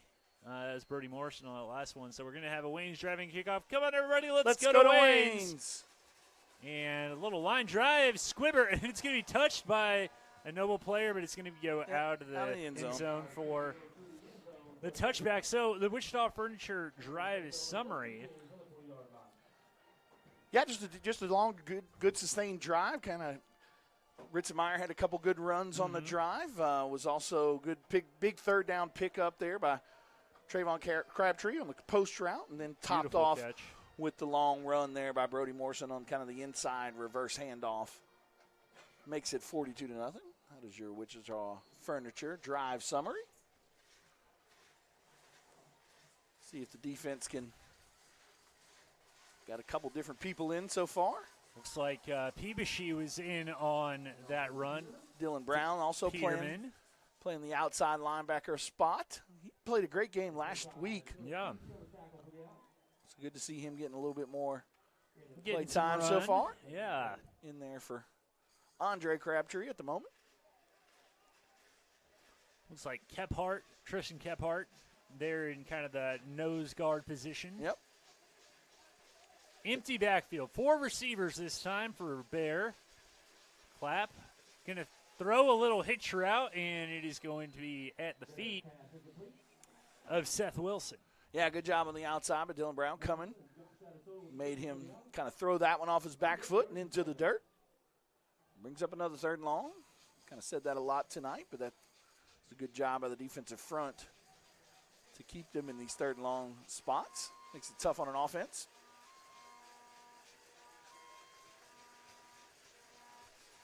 It's going to be throw and Ritson. tipped. Ritzenmeyer there on that 3rd down play. Good job of flowing there from his linebacker spot, getting underneath that hitch route.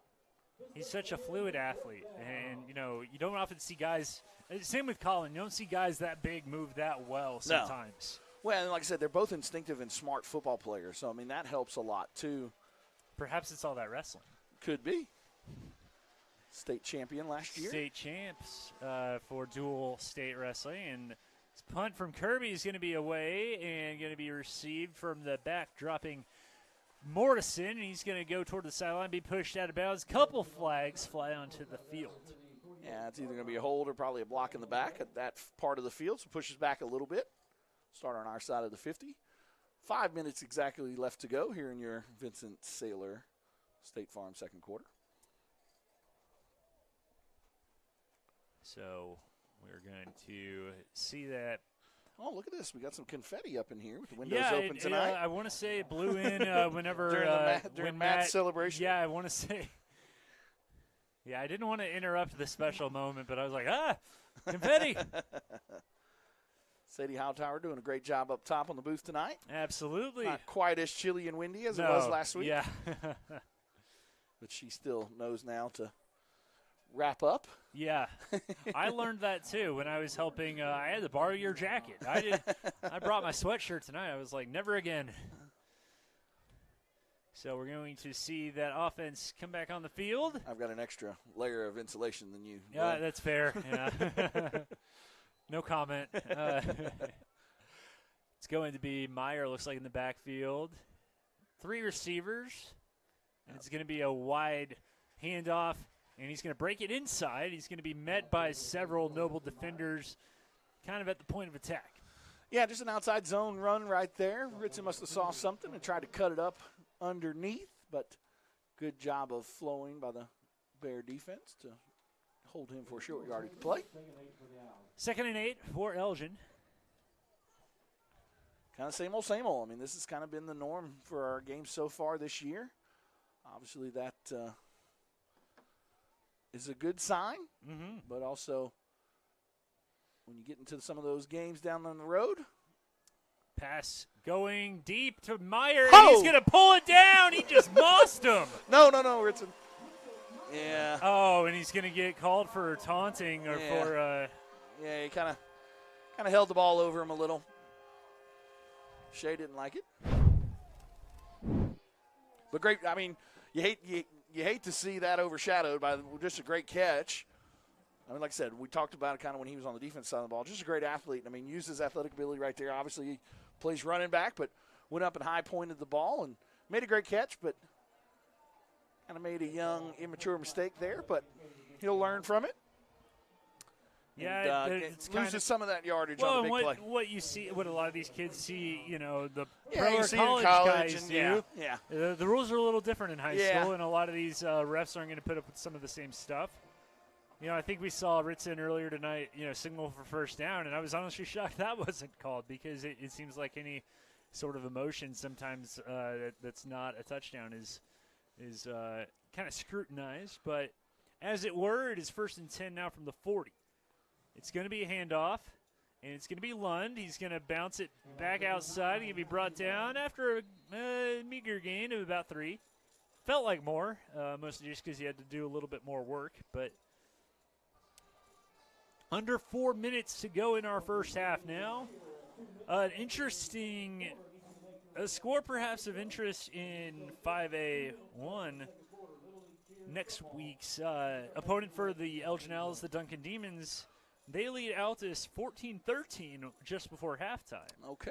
So Duncan on the road next week in Duncan. Struggling a little bit with an Altus team that Elgin put away early last week.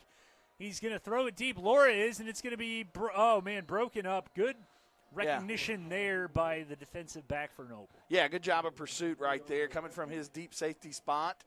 May want to try to throw that one. Like I said, it's easy to say from up here, but maybe if Trace looks at that one on film, maybe tries to get that one to him more on a line than kind of floating it out there.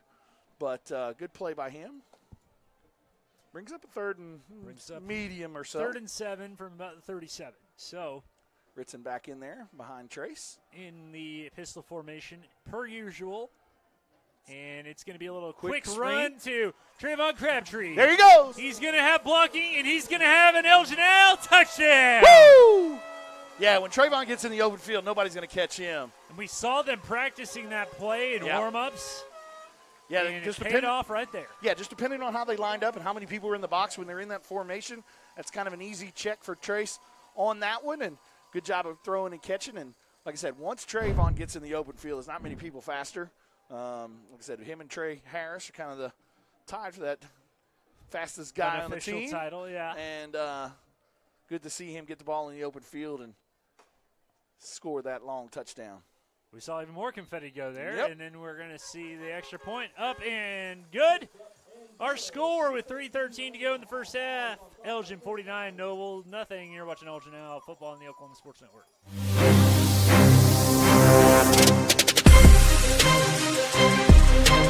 Come on, team, let's go! Guys, the toilet's clogged! Stop again! That's gross. Unnecessary clogging. 30-minute fix. We'll have you back and using the toilet in no time. Don't let bad plumbing penalize you. Call Whitehead Plumbing today.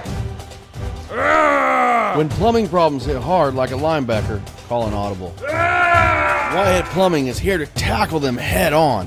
Whitehead Plumbing, the real MVPs. Yeah! Woo! We're your plumbing MVP.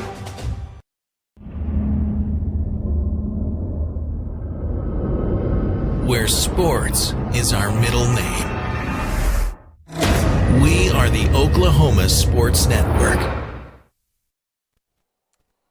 Welcome back to Elgin Now Football Stadium. Glenn Brockenbush with Vincent Saylor. Sadie Hightower doing our camera work, and Clay Underhill producing this son of a gun. And it is 3:13 left to go in the second quarter. All Elgin so far. Yeah. The Owls lead 49-0 if you're just joining us. Matt Lund broke the record for rushing yards for a career for an Elgin Owl earlier this half. As Gabe Dittmeyer on the Waynes driving kickoff. Come on, everybody, let's go to Waynes. Waynes. And it's going to be muffed, and it's going to be taken. He's going to be taken down. It was Wilson. Yeah, it looks like Rush and Meyer there. Kind of Yeah, Gabe Rush and Kaysen-Meyer. Get You down have there. to be specific because there's Yep. multiple rushes, multiple Myers. Yep. Multiple- Kaysen had his first touchdown last week. That's right. After the game, got to talk to both him and Ritson. Kaysen Kaysen gave him a little knob about getting in the Yeah. end zone, and Ritson what didn't. Our Wichita Furniture Drive summary, a great little drive there, capped off by the touchdown to Trayvon Crabtree. To Trayvon Crabtree on that crucial third down conversion. And no quarter given there by the Black Flag defense. Trayvon's fourth touchdown of the year. That'll be Ritson Meyer and Colin Donnelly. And got Trace up to 20 touchdowns on the year. Got that heck of a year. Two so far tonight. Came into the game with 18. So 2 touchdowns, 2 interceptions on the year. 20 touchdowns, I meant. 20 touchdowns, 2 Put him also interceptions, over the 1,000-yard mark for the year. Going to see a handoff on the zone read option, and it is going to be met and recognized by that Elgin defense. Spencer, Andre Crabtree. Brings up a third and long here. So, yeah, Trace last year had 10 touchdowns on the Jack year. Angeli, yeah. So far this year, he's got 20, so he doubled that. And Outstanding. still got a ton of play. And he's still got so much room to grow, I feel like. Yeah, he's still only a junior, so he comes back for another year next year. Put in a lot of work this offseason. Coach TJ Chase, now his quarterback coach, is doing a great job with him. First year on the staff. 3rd and 13. Going to go deep here. Bears throwing deep down the middle of the field, and it's far away from anybody. Yeah, Josh good coverage. Sola there on the coverage of Connor Lane. Yeah, good job of coverage there by Josh, staying over top of that deep post. Kind of an interesting matchup there because, as I mentioned earlier, we've seen a little bit of 4-on-4 matchup throughout the night. Lane going up against Michael Adesola, and then it was Josh who was matched up with him on that play. Yeah, Josh last week did a good job of filling in for Brody at that safety spot. Now he's Sure. filling in at that corner spot for Trey Harris. Trey Harris. It's going to be a punt. Good snap this time, but the punt maybe leaves a little bit to be desired. Going to take a it's going to take a bounce. And just kind of stopped right there. Yeah. I keep wanting to say a friendly bounce, but with this wind, you can never tell where it's going to go. It's like, which way am I going to go, fellas? 1:48 left to go here in your second quarter. 49-0, all Owls. So it's going to be just kind interesting. of a broken record for the last couple Yeah. of weeks. I mean, just been very efficient on both sides of the ball the last 3 weeks. Kind of like I said, had a little bit of a scare there at El Reno. Right. In the first half, didn't play all that great, even though we were up 28-14. But since the halftime of that El Reno game, we kind of just been rolling through Cruising. a couple people. Yeah. It's going to be a handoff. Lund going to follow the blocker. Shea There he Spencer. goes. He's going to break into the freedom, and he's going to be down, and there's a flag. Yeah, there's been, like I said, anything that you can maybe touch on tonight. Like I said, coaches are always kind of those pessimistic people, I guess you could say, and always want to find something that they can work on. And You never tonight, want to be satisfied. You No. never want to be complacent. You No. don't want to, get satisfied with everything. But, yeah, if we got anything to work on tonight, it's obviously to clean up some of these penalties. A lot of holds and a lot of things going on that have pushed us back a little And bit. the thing is, these coaches, you get to know a lot of these refereeing crews, but also, regardless of who's calling, you can't put yourself in a position to get called for a hold. Whether the coach or the player believes it was a hold or not, wrong place, wrong time, guilty by association sometimes. So, don't give them a reason to call it. So it's going to be really interesting how you kind of handle these things because still 1:40 to go in that first half. You want to be, you don't want to do anything stupid, but you also Want to come out? you want to come out looking fine. You also have your first teamers still out there. You don't want to get anybody hurt, but that is a delicate line to walk because it's like when it comes to sportsmanship, when you're up by this many, when do you put in the backups? When do you do this? When do you do that? Is it poor sportsmanship to put them in too early, too late? A lot of times you let everybody kind of play through that first half. Yeah. I mean, that's kind of what we've kind of done. I mean, obviously on the defensive side of the ball, you've seen Peebushy kind of rotate in. Some of those guys play a decent amount, though, anyway, but Peebushy's rotated in some. Ball on the ground, and it's going to be covered fallen there upon by Trace. Trace Laura. But, yeah, I mean, like I said, and you're in week 7 at this point. So, I mean, you've got some big games coming up in the near future. Obviously, next week at Duncan, and then you got MacArthur coming in for senior night. And, like I said, that one's going to kind of be circled by MacArthur because of everything that happened last year. And then the way both teams are playing right now could be a kind top of 5 that, matchup potentially at that point. Both teams could be coming in here 8-0. And that could be a massive one. Yeah, it could be a massive one. So, like I said, you want to kind of get your starters to play as much as possible. Pop pass to Trayvon Crabtree. He's going to have the outside, and he's going to be brought down. I don't see any flags. No, that one looked like it was unfortunate clean. that I'm already looking for flags. It's just my second nature at this point. But, yeah, just a quick little pop pass right there. Trayvon does a good job of getting to the outside and using that speed. Good job of blocking on the outside. And on those long runs and things, those receivers have got to be doing a good job of blocking on the outside, and good job of that. And gets us inside of that Scooters red zone. Coffee red zone. It's going to be a little quick pass, and it's going to be caught by Donnelly. Donnelly's going to stiff arm a man and be brought down around the 5. Good play there as Nate Standridge 15 did not really stand a chance going up against Big Colin. I'm going to take a quick timeout here, I believe, because there's 15 seconds. 15 seconds left. Now the ball does okay, face mask, so it's going to be half the distance to the goal, down around the 2.5-yard line. Now, does that stop the clock? Yeah, it will stop the clock. Okay.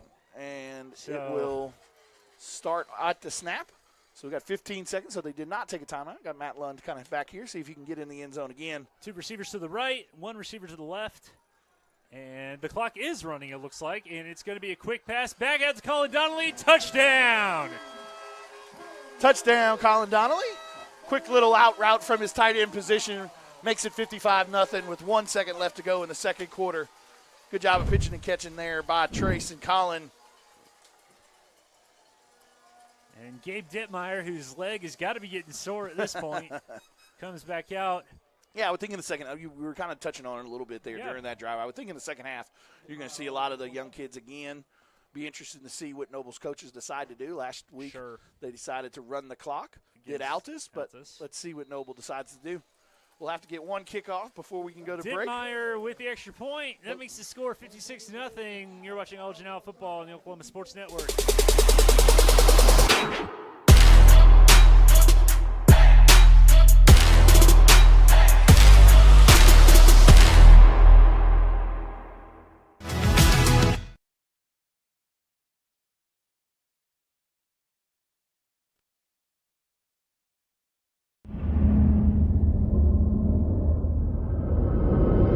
Where sports is our middle name.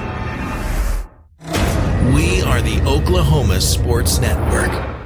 Come see us today at Wichita Furniture, where for a limited time we are having 50% off all living room furniture. That's right, all living room furniture is 50% off MSRP. So come in today and take advantage of this awesome deal. Wichita Furniture, off the corner of Cash Road and Fort Sill Boulevard.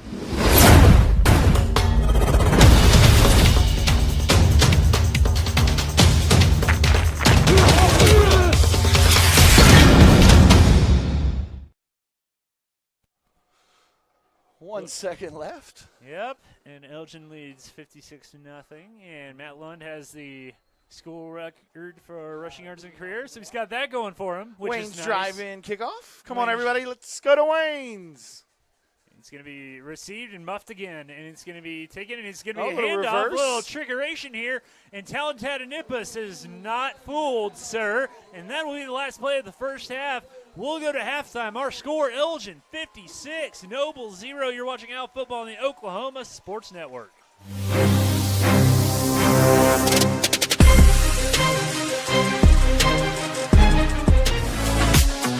Have hail damage on your vehicle? Look no further than Cars Hail Repair Specialists. They're locally owned and operated with certified PDR technicians and offer a lifetime warranty with zero out-of-pocket guarantee. They work directly with your insurance and they give a 100% satisfaction guarantee. Make sure you ask them about the $200 referral program. Cars Hail Repair Specialist. Give them a call today, 580-360-5050. Are you ready for a debit card? Well, this card is more than you may realize. It's a reward-earning, style-affirming, money-managing, do-it-all debit card, like a key to the world. It's the Pay Me debit card from Communication Federal. Our Pay Me account pays you real cash that adds up fast, earning rewards when you use your card. So get a free Pay Me debit card today. It's secure shopping and payment power online or in stores. Sounds like you're ready. Communication Federal Credit Union.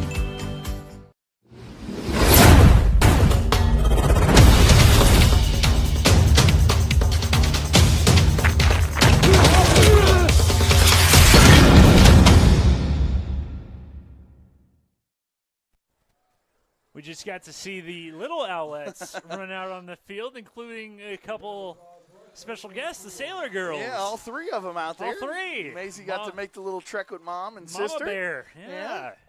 So we're at halftime. It is 56-0 Elgin, and we are as we get ready for the marching band performance of the Pride of Elgin, brought to you by Corey Eastlick Farmers Insurance. She is our sponsor for that. And so, you know, the Corey Eastlick Farmers Insurance, call her at 580-492-5547, whether it's auto, home, life, renters, business insurance, or more. She has the knowledge and tools to help you better understand your coverage. So, same song, different verse. Matt Lund left, Matt Lund right, Matt Lund up the middle, and then same stuff with Matt Lund's school with record. with Ritzenmeyer. Yeah, the real only novelty of tonight was gone basically by the end of the first quarter. So yeah, he needed 142 coming in. Obviously got more than that in the first half. Not sure what he is at currently. We'll find that out from David at halftime. Yeah. But just a quick update. We're in the bottom of the seventh. Bases are currently loaded with 2 outs, though, so we're only 1 out away from potentially moving on, but bases are loaded, so we're trying to get that information to you as soon as possible. Ball game, winner, chicken dinner. Oh, Your there it is. Elgin Lady Owls are moving on to the semis. State semifinals. Here comes little Jensen Meyer in the pink. Ah. There's the littlest Meyer boy. Who would have guessed he's a great athlete and outrunning everyone? Where would he get that? First and second grade team coached by wrestling head coach Cody Rowell. That's right. Yeah. Here comes the third grade team as well, led out by Joe Abshire and those guys. But yeah, congratulations to Coach Levi Garrett and those girls. They'll play tomorrow. We'll try and find out the time and opponent as we move on in the second half. But yeah, ball game, 3-0. Lady Owls moving on to the semifinals of the state championship. That's wild. The Elgin sports train is currently rolling, and it's fun to be a part of. For sure. We will, as we get the team still running out there, and we got more of the youth league teams. That was the third grade team, so I think now we got the fourth grade team coming on out. I'll have to talk to Joe Abshire about, the color of that Elgin jacket. It's looking a little too crimson. We might need to get him some orange and black, which I'm sure he would not mind. No, he would not mind. If anybody in this area that would mind, it would not be him. He is a avid diehard OSU Cowboy guy, former baseball player. Yep. There. Yeah. Yeah, fourth grade War Owls. You may see Joe as we move on if we can get things rolling and get a playoff game. Joe may join us on the sideline as a sideline reporter at some point. Talked a little bit about it with him. We'll see if we can bring that to you at some point as the season moves on. But yeah, like I said, right now, we're going to be. This one is all but over, I would imagine. 56-0, obviously in the first half. So that'll get us to 4-0 in district play with our full allotted points. Big one tomorrow night, though, in the district. MacArthur's got to travel up to Midwest City. Take on the Bombers. That's going to be interesting. It's going to be an interesting game. Midwest City is running into a bit of a rough patch. Been without their quarterback, but Daryl Hall and his staff always do a great job. Always have them prepared, it feels like, and they always got dudes. And they do have dudes. Like I said, Reno's obviously picked it up since we played them. Nicholson's kind of gone on a pretty big tear there, and so it'll be interesting to see kind of how that one plays out tomorrow night. But yeah, right now we're 4-0. Yeah, and just announced for the crowd. Yeah, they just announced that the softball team moved on. Softball team, but we are getting ready to watch the Elgin Owl Band play. We will let you watch and listen. You're watching the Oklahoma Sports Network.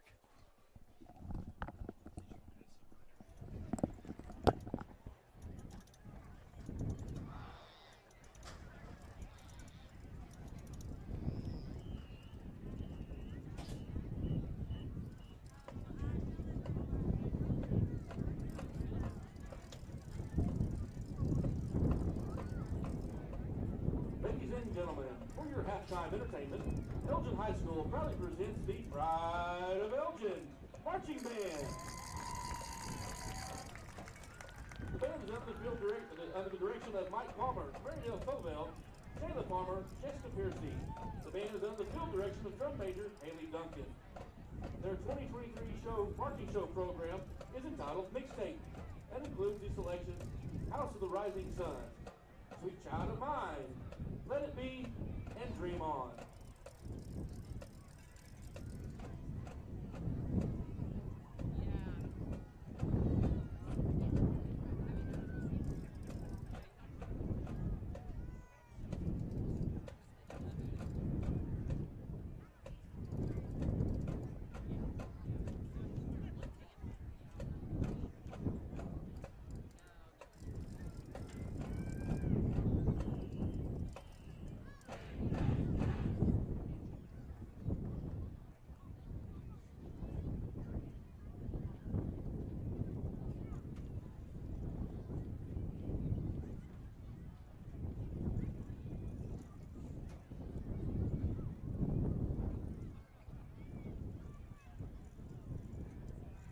Drum major Haley Duncan, is your band ready?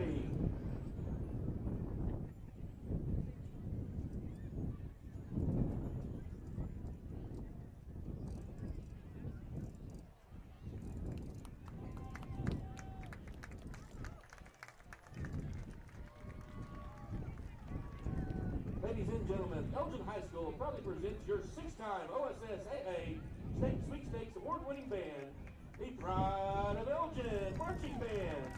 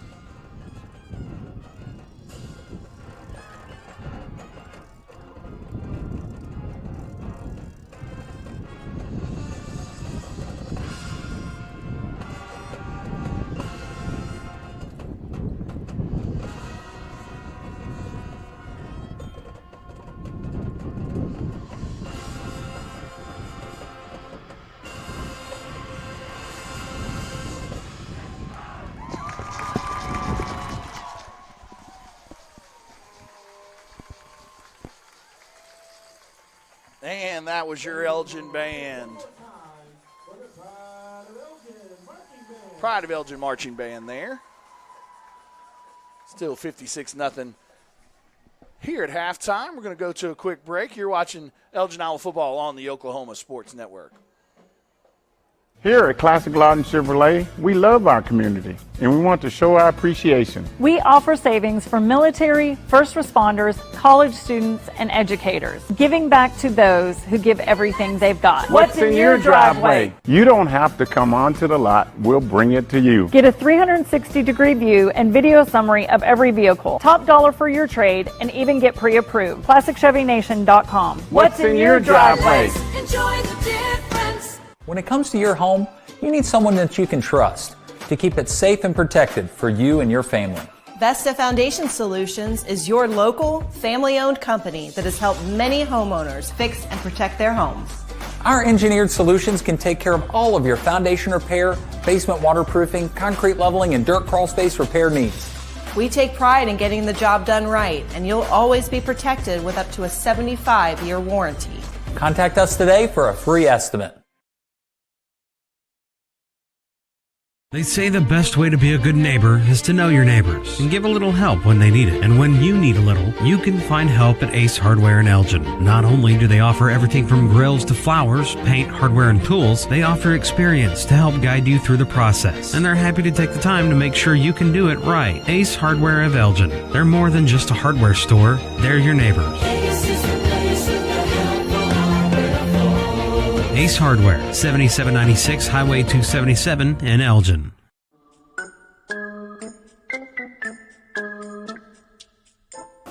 Are you ready to find your dream home? Let's find it together. We can help you find that perfect home and walk you through the buying process.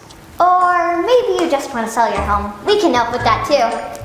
Hi, I'm Pam. And I'm Barry. We've been helping buyers and sellers for 21 years. Together, we can help you sell your home. We're not bragging, we're just applying for a job. Arrow Sign Company has been serving Oklahoma and surrounding states for over 60 years. As a family-owned business, our focus has always been on driving people to your door, not just selling you a sign. From custom sign design and manufacturing to installation and service, Arrow Sign has the knowledge and experience to deliver the ideal sign for you while using materials of the highest quality to ensure that your sign will look great for years and years to come. We design and manufacture our signs for longevity, so you get the greatest return on investment possible. Arrow Sign Company, helping your business thrive since 1955. Goodbye, paperwork. Hello, convenience. Farewell, waiting. Hello, personal service. Catch you later, dreaming. Hello, planning. Buy your dream home, connect with a personal banker, and easily schedule an appointment with digital tools from Arvest Bank. Goodbye limits, hello possibilities. At Miller Noble Heating and Air Conditioning, we offer preventive maintenance agreements, summer tune-ups, and service calls. During the summer, when your air conditioner breaks, you have to give us a call. Well, with preventive maintenance agreements, it prevents that. We go out, service the air conditioners, and prep them so they don't fail on you in the peak time of the year. The U.S. Department of Energy states that you can save up to 30% of your utility bill by having your system properly maintained.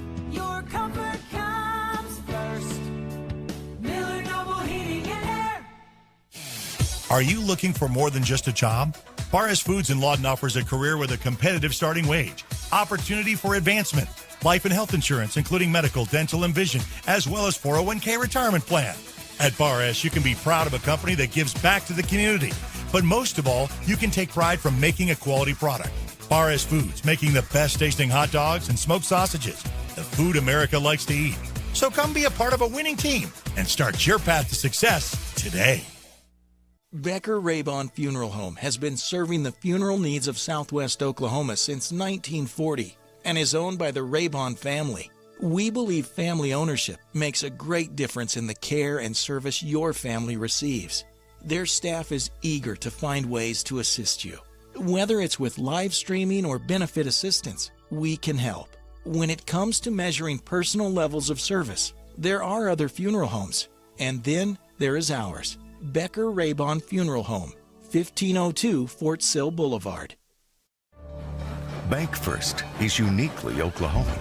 deeply rooted in over 50 communities statewide. From those roots, our investment in education springs forth, helping to raise the Oklahoma leaders of tomorrow while providing financial strength to the business leaders of today. That's the kind of loyalty that helps entire communities thrive.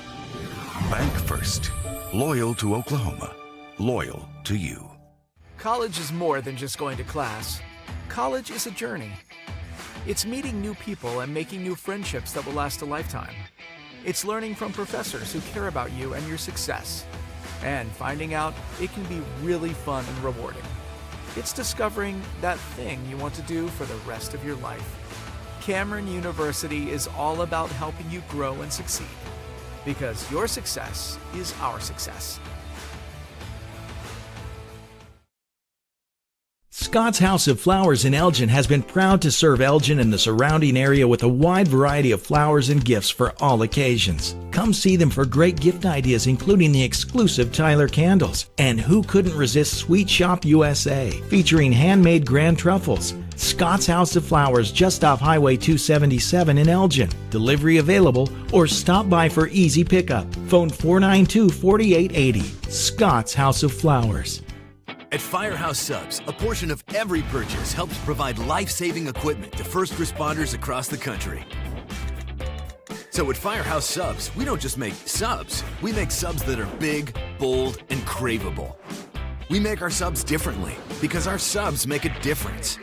Whether you order online or on our app, Firehouse Subs Rapid Rescue to Go will have your subs boxed, bagged, and ready for pickup. Firehouse Subs. Enjoy more subs. Save more lives. College is about more than just a degree. It's a journey that will shape your future and change your life. That's why MSU Texas provides a place to find your passion, to connect with others, and discover who you truly are. We're dedicated to providing a well-rounded education that prepares you for a variety of careers. You'll have everything you need to pursue your dreams at MSU Texas. Start your journey. For more information, visit msutexas.edu.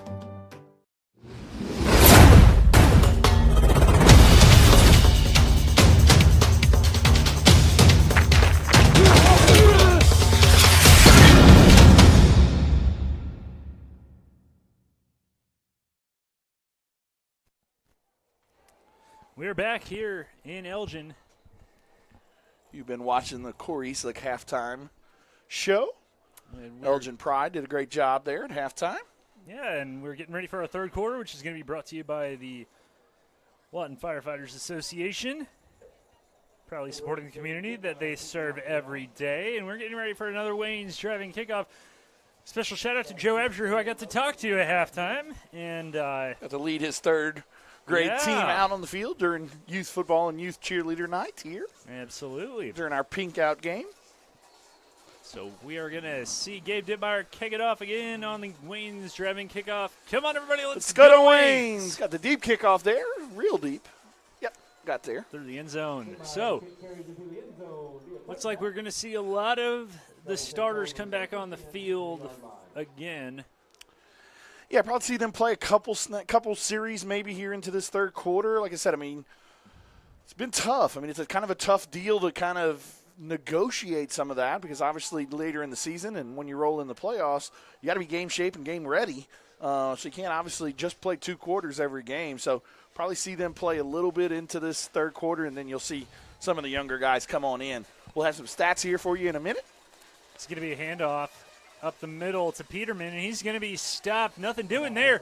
Yeah, you talk about the stats. By the way, one thing we didn't mention on all of the accolades that we have heaped upon Matt Lund all night, 2-time now OSN Player of the Week from last week. And, man, I don't want to spoil him, but, I mean, he might have a case for a third considering the fact that he broke the school rushing yard record tonight and has had – great play there, bud. Great play. Hunter Jackson. Outside on Hunter Jackson. Yeah, because he's had 177 on the ground with 2 touchdowns and then 55 through the air for another touchdown. So over 200 yards total offense and 3 touchdowns on the night for Matt. Trace is 9 for 15 for 207 with 3 touchdowns. Trayvon Crabtree leading all the receivers with 3 catches for 96 yards and a touchdown. And then Ritson's got 9 rushes for 97 yards as well. So just an all-around great performance by both the offense and defense there in the first half, and kind of so far kind of picking up right where we left off. That pass by Bear is going to go out of bounds. It's going to bring up another 4th down. We've said that a lot tonight. Yeah, it looks like they are going to do the running clock here in the second half. Saw the referee kind of roll his arm there after that incomplete pass. So we saw this happen last week with Altus. Again, Chalmers is, and obviously we're, perhaps biased, but I mean we know Chalmers. He's not the kind of guy that wants to do that, especially to friend and former colleague and Coach George. It's Noble's coach's decision. Yes, I mean, so he's the one. It's Coach Greg George's decision. So the referees probably went up to him and said, "Hey, look, here's what's going on." Yep. So what do we mean by running clock is any time that. So they will stop the clock for a couple seconds after the incomplete pass. They'll stop it a couple seconds after the first downs. But in between there, once the ball is pretty much ready to play, they will continue to roll that clock. So like I said, last week they did it as well. And one thing about it is it makes that second half go by a whole lot quicker. And we are going to see Caden Boletto. Caden Boletto, Braxton Antuna back there as well. Yep, and it's going to be Antuna.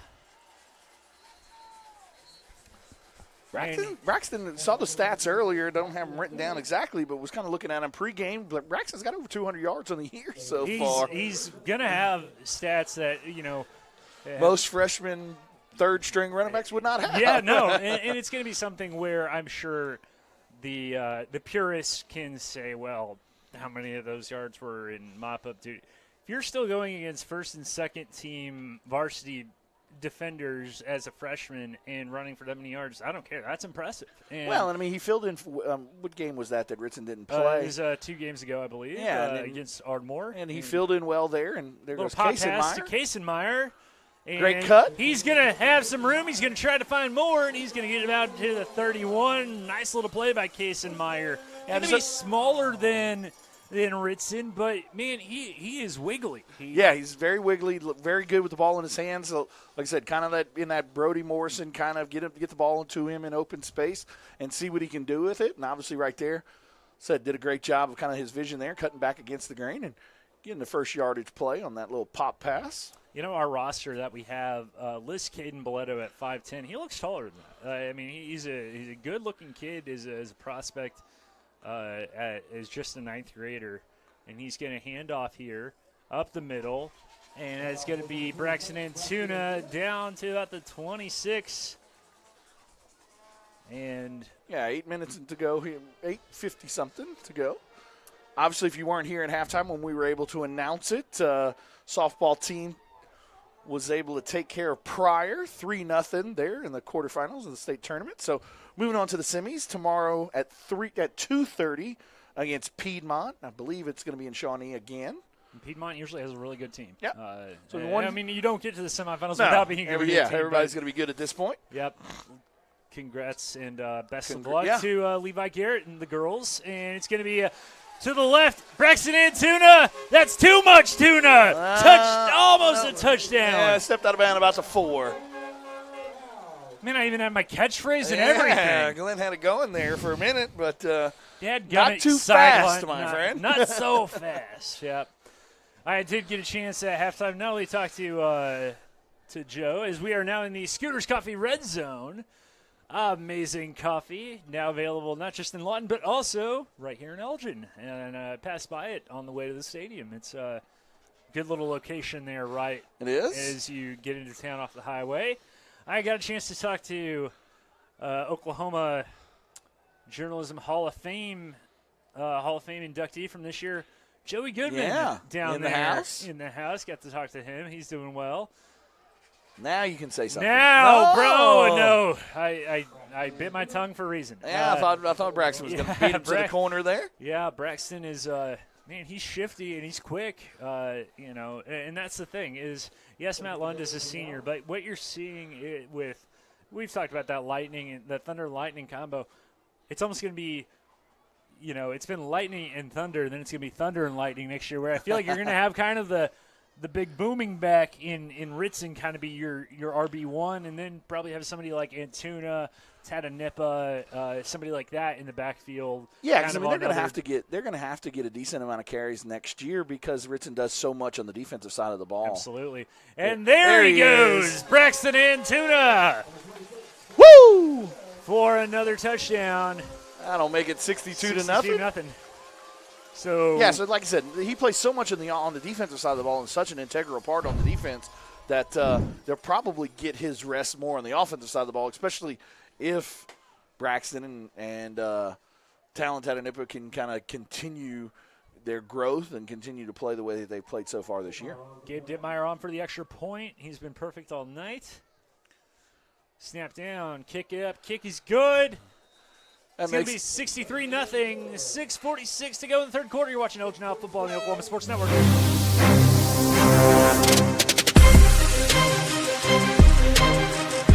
Scooters Coffee, world-class coffee rooted in quality, with 2 locations to serve you in Lawton and Elgin. Wake up to the amazing aroma of quality, from their hot and iced drinks to blenders, smoothies, teas, to even their great food delights.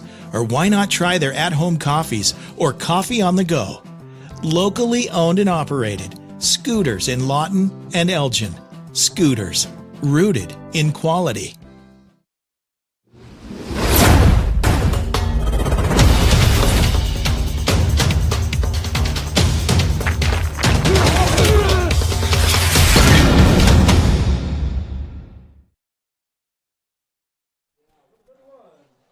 See Edon Delgado now kicking off for the Elgin Owls as they get ready with a 63-0 lead for another Wayne's Drive-In kickoff.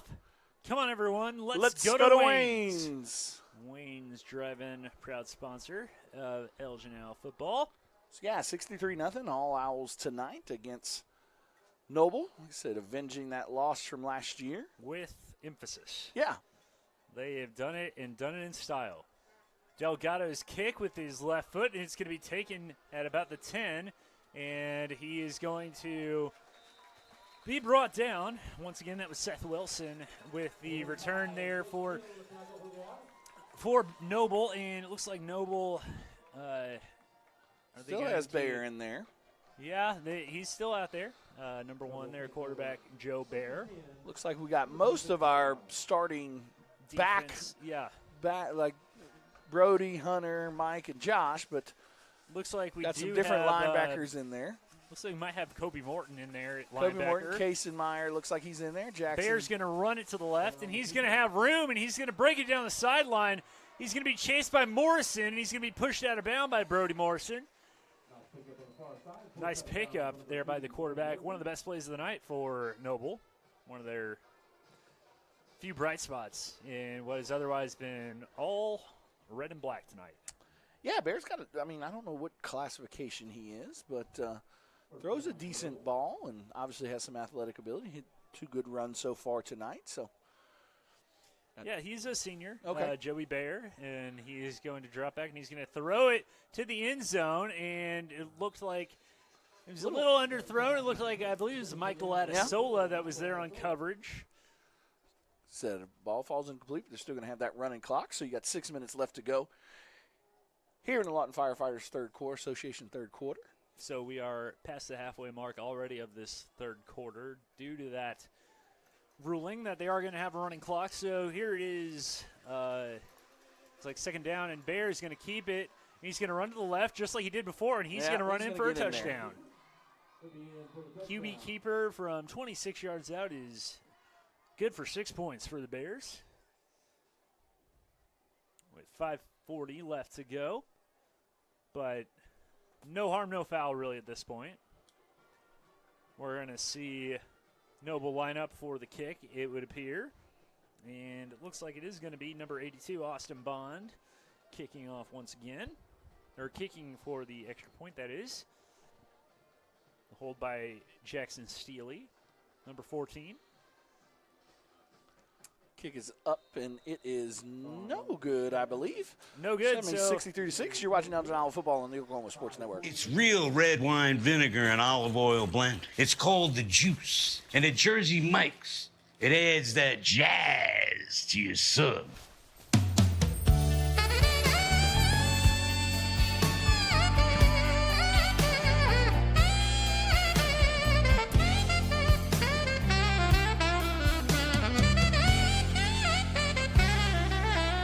Add a flavor zing with the juice. Jersey Mike's, a sub above.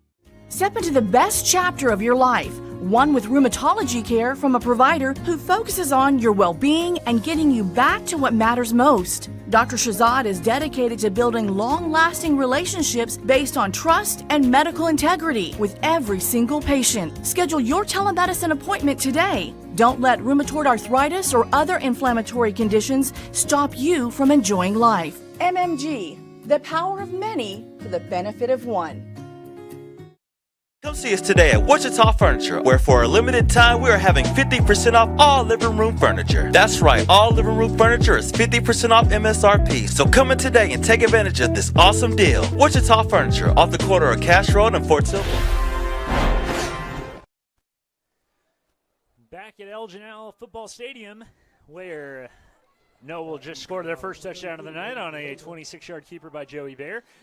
That brings us to another Wayne's Drive-In kickoff. Come on, everybody. Let's go to Wayne's. 63-6 here. Elgin 5:40 to go here in your third quarter. Again, congratulations, Mr. Matt Lund. Somebody come get it. And it's going to be caught, not fair caught.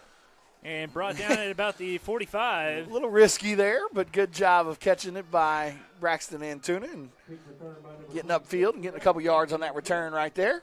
We've got some an interesting one in district play. Yeah, with Duncan and Altus, huh? Altus up 19-14 on Duncan with 1 minute left in the third. Let's check on that Cash Weatherford. I think Cash and Weatherford were playing Weatherford is up 23-7 on Cash. Okay. Big one tomorrow night in the district, obviously. Midwest City hosting MacArthur. Join us next Friday. We'll be on the road at Duncan. So we're going to see Boletto hand off, and that is going to be number Bryce 24, Martin. Bryce Martin. Number 24, Bryce Martin. He got across the 50-yard line. Good to see him get some carries as yeah, well. As we see the, if and I would love your perspective on this as somebody who played high school football, is when you get into this situation, your QB1, you're basically spending the second half of the game just kind of chilling with your friends. Is that weird? Is it boring? Do you just kind of want the game to be over? Yeah, sometimes it gets a little boring, but for the most part, like I said, you become, as a leader of the team, you kind of cheer on the young kids. And like I said, there is not a better time, though. Maybe you don't want to do it a whole half, but there's not a better time once that game is kind of done and over and you put in that whole week of work, kind of getting ready for it, and everything worked the way you wanted it to work tonight. And like I said, Trace is down there. We're talking to Matt right now. Keith, kind of probably, congratulating Matt on the big record tonight. And Trace had 3 touchdowns, so took care of his own business. Yeah. Matt had 3 touchdowns as well. Really cool to see photos posted by them playing when they're 5 and 6 years old together. Ms. Lund and Tanya Ferguson of Matt and Keith when they were just kiddos, and look at them now. There's a picture that and I don't know if it's every week, but they take it a ton with Coach Wyatt. And it's Trace. Right. It's Trace, Jace, and Colin. That's right. Because they were like ball boys when they were little kids. And it's funny to see them. And Bryce Martin going to reverse field, and he's going to be pushed out of bounds and stay on his feet. Yeah, it's funny, like I said, to watch that picture because they might that first picture that they show he might only be 8 or 9 years old or so, and now they're leading the team into a 7-0. Yeah, potentially, from all indications that we've heard, potentially the best start in school history for the football team. Yeah, coming out that 7-0 record, creeping up on 3.5 minutes to go in this third quarter. Like I said, got a big one next week at Duncan, and then back They're home. all big at this point. And then back home for that That big MacArthur matchup. And the thing about the MacArthur game, as Bryce Martin is going to be brought down, but not before he picks up another first down. The thing about the MacArthur game, and even though I wasn't part of the OSN family last year, I was at that game, and you could just feel, and that was the first time those schools had ever played each other. Right. And yet you could feel there was already a rivalry building, like really quickly. And it's just something where, and I remember Reggie Fisher, who played at MacArthur and who's doing radio play-by-play. He said, we got to find out, or we got to pick a rivalry name for this rivalry because this is gonna heat up quick. This is gonna be one of the more fun rivalries in the area. The game got a little chippy. Yeah. Not only did it end the way it ended, and both teams played their tails off and had that long touchdown at the end. But, got during the middle of the game, got a little chippy here and there. We're in that Scooters Coffee red zone, by the way, down at about the 13-yard line. It's just, rivalries are great. You just don't want them to turn ugly. And I think it teetered at times last year, but I think it was, all in all, just what you want from the end of a football game. I mean, obviously you don't want your team to be on the end of it, but I even had MacArthur parents and coaches just say, God, that was a great football game afterwards last year. No, it was. And, that kind of showed us where we were and, like I said, resilient because, there's going to be Bryce Martin going to go around the side, and he's going to be pushed out of bounds. Yeah, just a resilient group last year. Like I said, couldn't really get much going on the first half and on offense, and defense just kind of kept us in it, and then caught a little bit of a break there in the fourth quarter. And Mike and Trace kind of started lighting it up a little. Everybody knows the diving catch in the end zone that everybody goes crazy about, but it was a 4th and 10 yard. There was a 4th and 10 on the drive where Mike kind of ran a curl route at about 11 or 12 yards, and much tougher catch than that one in the end zone. So that kind of kept the drive alive, and then was able to get the touchdown there at the end. To win it. A handoff to Martin. He's going to be swallowed up. Looks like Wyatt Dalton on the. And if MacArthur can take care of business tomorrow in Midwest City, MacArthur, I think, then has El Reno. Which that's going to be a tough one, too. MacArthur has no true easy games left. No, they've got that 3-game kind of brutal stretch. I want to say they've got Noble to close things out. But it's Midwest City and then El Reno. And El Reno, obviously, Nicholson has really stepped it up and gone on a tear lately. So, and it's an El Reno team that beat MacArthur, right? And they've gotten in wild shootout. El Reno and Noble are known for kind of getting into wild shootouts with MacArthur. It feels like over the past 5 to 6 years. As we see Martin going to squirt up the middle, and he's going to be brought down. Probably get us to that fourth quarter. Yeah, we're crawling along, 20 seconds and counting. It's going to be 3rd and goal from the 2. And we're going to see if Coach Wyatt just lets this one run down. He is going to. So you're watching Elgin Iowa football on the Oklahoma Sports Network.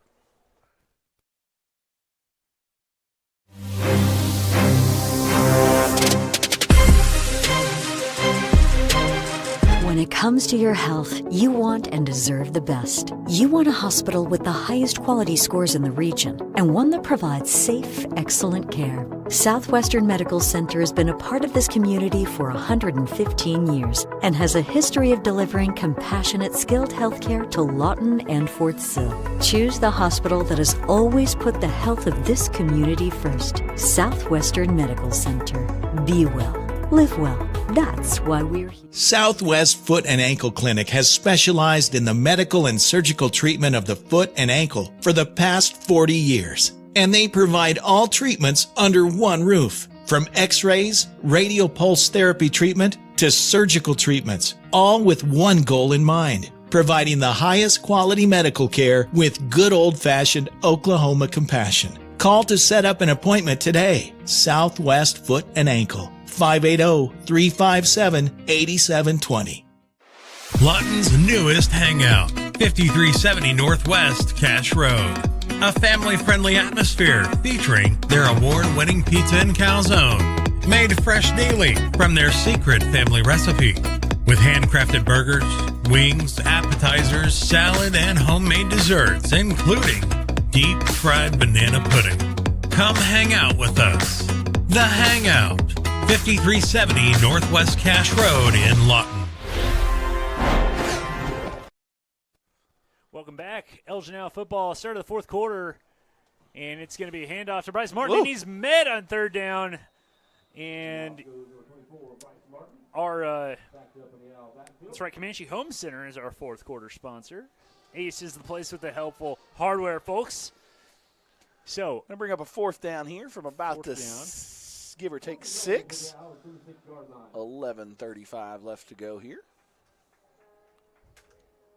Yeah, I think this is going to be a real, maybe the district isn't as stacked as maybe we thought it was last year, but I think that the teams that are near the top, there's no easy outs, really, I feel like at this point. We even saw Altus, and it looks like it's going to be Coletto. Did he get in? Yes, he Boletto did. going to get in. Caden Boletto for the touchdown.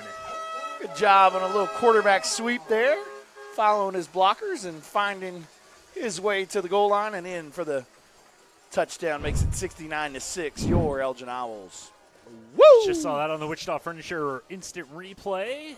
Thank you, Wichita Furniture, and thank you, Clay Underhill.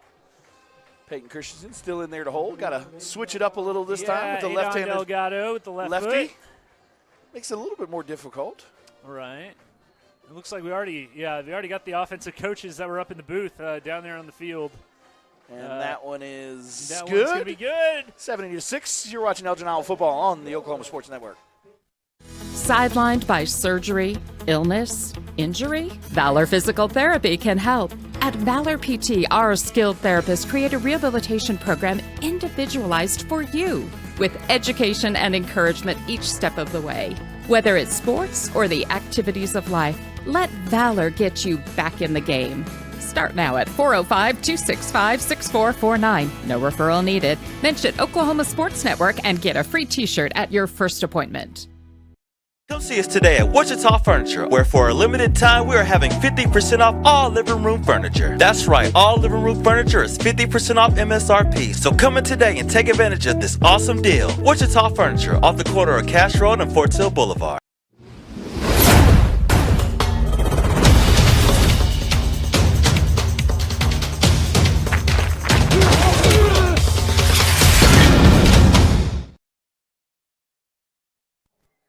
Delgado getting ready for another Wings drive-in kickoff. Come on, everybody. Let's go to Wings. 9:23 and ticking in our fourth quarter. 70-6 our score as Elgin just scored. Delgado going to boot it, and it is going to be taken by the up man, and it is going to be Bryson Carey again going to go close to at the 37-yard line. So our Wichita Furniture drive summary. Nice little drive led by Caden Boletto. A lot of Bryce Martin on that drive, as we saw number 24 doing quite a bit of work. Capped off by Caden Boletto's 6-yard touchdown on fourth down. Gets his second varsity touchdown, one passing, one rushing now in his career. We see Bryce staying out there, as well as Braxton Antuna, Kason Meyer. We see Jackson Sutherland out there. A lot of the younger guys, looks like. Going to go deep here. And it's going to be caught. They're going to give it to him. Number 4. I believe that was Lane. Not bad coverage there by the safety, though. Did a good job of coming over and trying to high point the ball with the receiver, but good job by the receiver to come down with it. Number 80 on the coverage. Yeah, it was Joey Ariano. He's a freshman as well. Bear's going to keep this one. He's going to have a little bit of space, found a seam, and going to be taken down. And that looked like Kason Meyer was there on that play. No, number 30, not 20. Number 30, that is going to be Gage Elam. 7:40 and counting.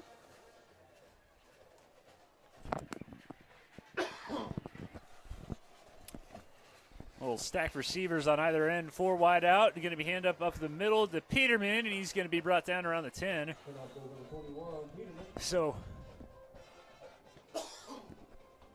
Peterman and Gage Elam on the tackle again. So we're seeing a lot of these guys coming in there. Zayden Roberts is in the game, as well as Gabe Rush.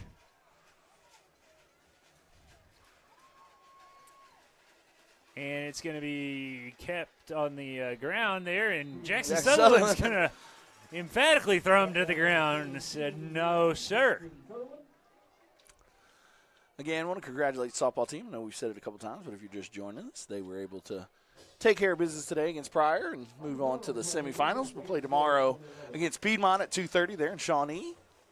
If you can get up there, go ahead and watch. Next week, we're on the road at Duncan.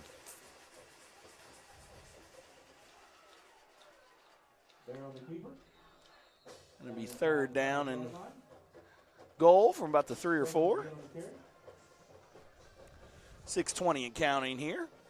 Said big win in the district tomorrow. I talked about it several times tonight, but MacArthur has to head on up to Midwest City, see how that one turns out. Obviously, us and MacArthur currently are the only undefeated teams in the district. Everybody else has at least one loss.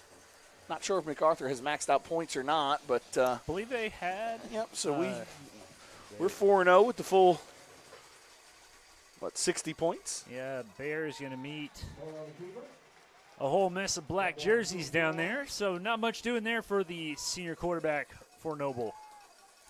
4th and goal here. Let's see if the young Owls can go ahead and force a turnover on downs here. It'll be a big stop for those guys. And here come the noisemakers. It doesn't matter if they're up Yeah, by a lot. Up by 64 or 6 points. They're going to let you know that they're here. It's going to be a quick pass, little incomplete slant route, and it's going to go through the hands of Connor Lane. So good coverage there by Josh Adesola. Turnover on downs. Josh has done a good job tonight of stepping in for Trey Harris and manning that other corner opposite of his brother. Brings out the offense here. We got 5 minutes and counting here to go in the 4th quarter. Once again, we want to thank Comanche Home Center, Ace Hardware Store in Elgin, for being our 4th quarter sponsor tonight.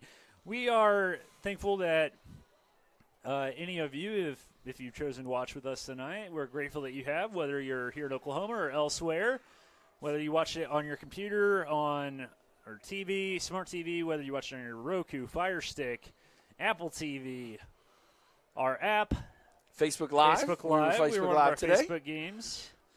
And so they're going to start in their own end zone with 4:21 and counting left to go in this blowout of a game. As Boletto's just going to try and get out of the back of his own, kind of foot of his own end zone there. Yeah, I just want to kind of get some positive yards there, get out of 100% of our snaps come from the shotgun. So want to make sure that you never as a quarterback like sitting back there in your own end zone. A lot of bad things can happen. It's got 3:47 and counting. You're going to let this play clock roll down. After this play, we'll pull up the schedule and kind of show you what we got the next couple of weeks looking forward. It's going to be a handoff, and it looks like it's going to be Antuna again, and he was trying to find a seam, got out to about the 7 or 8 yard line. So, yeah, we take a look at that Wichita Furniture schedule. Took care of the first 6 opponents with relative ease, but, yeah, at Duncan, the Duncan fans are going to be there. They're going to be loud. MacArthur at home is going to be a charged atmosphere, one of the best we've seen all year. And then at Midwest City, you worry a little bit about – the thing is last year, Elgin was able to win that game at MacArthur, but that did not secure a district title. If somehow Elgin were able to in some way kind of figure out that they had clinched a district title by the time they played Midwest City. I don't have all the scenarios ahead of me, but you don't want any letdown. And I don't think there would be, because regardless of a district title, number 1 seed, all that, if you have a chance to potentially go for an undefeated season, you chase that. And, no doubt. This is the best start in school history from like I said, all indications that we've gotten. So you want to keep that rolling. And, obviously, we haven't really played a full game yet with our starters, so you want to kind of roll in. El Reno was the closest we came, and you want to roll into playoffs with some momentum. So even if you do take care of business and a couple other people slip up throughout the season, you want to make sure that you get.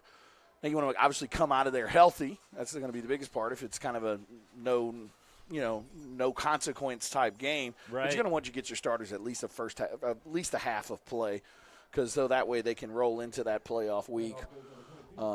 Potentially, like I said, kind of the way it's shaping up a little. Looks like we'll play either, if we can hold on to things and finish with the 1 seed, we'll play either Bishop McGuinness or Piedmont. Sure. At least the way it's kind of looking right now. There's a lot of football left to be played, though. Yeah, and those are teams that, Bishop McGuinness plays their big rival in Carl Albert, I believe, this week, which that's always a big rivalry game. And it's going to be Talent-Tatanippa. 122 and counting. Probably about another snap or two, and we'll get this one over. Yeah, Bishop McGuinness plays at Carl Albert, and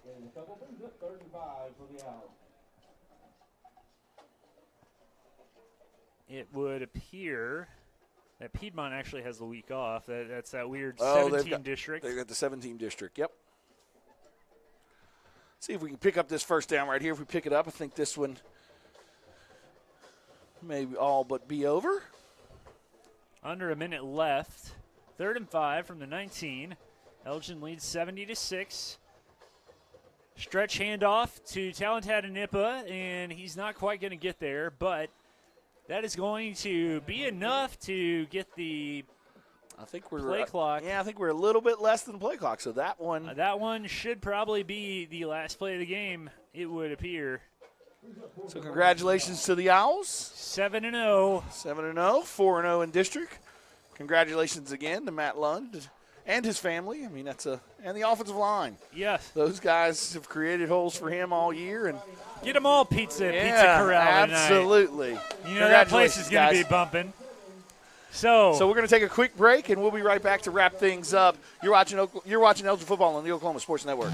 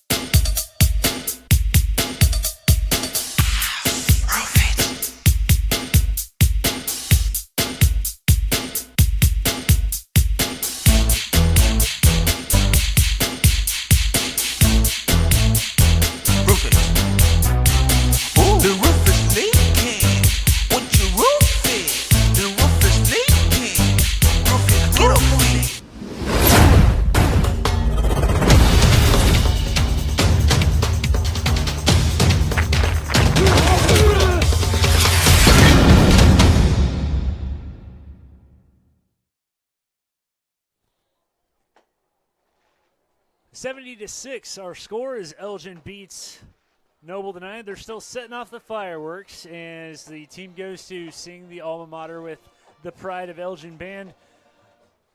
Really interesting, kind of subplots coming into this game with the revenge game and Matt Lund, and all of that was kind of taken care of in the first 12 minutes. Yeah, I mean, obviously you needed 142 to break the record. Thought it may enter into the second half, but did a great job of it. Was able to get that record in the second quarter.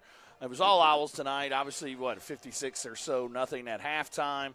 Was able to put a couple in there with some of the young kids in there to make it a 70-6 victory. Congratulations. I mean, we're 4-0 in district, exactly where we want to be. Best start in school history. So, I mean, that's something obviously to be proud of there. And I mean, what more can you say? But big shout out to Matt Lund. I mean, that's a record that's hard to beat. And like I said, I mean, it's an awesome feat.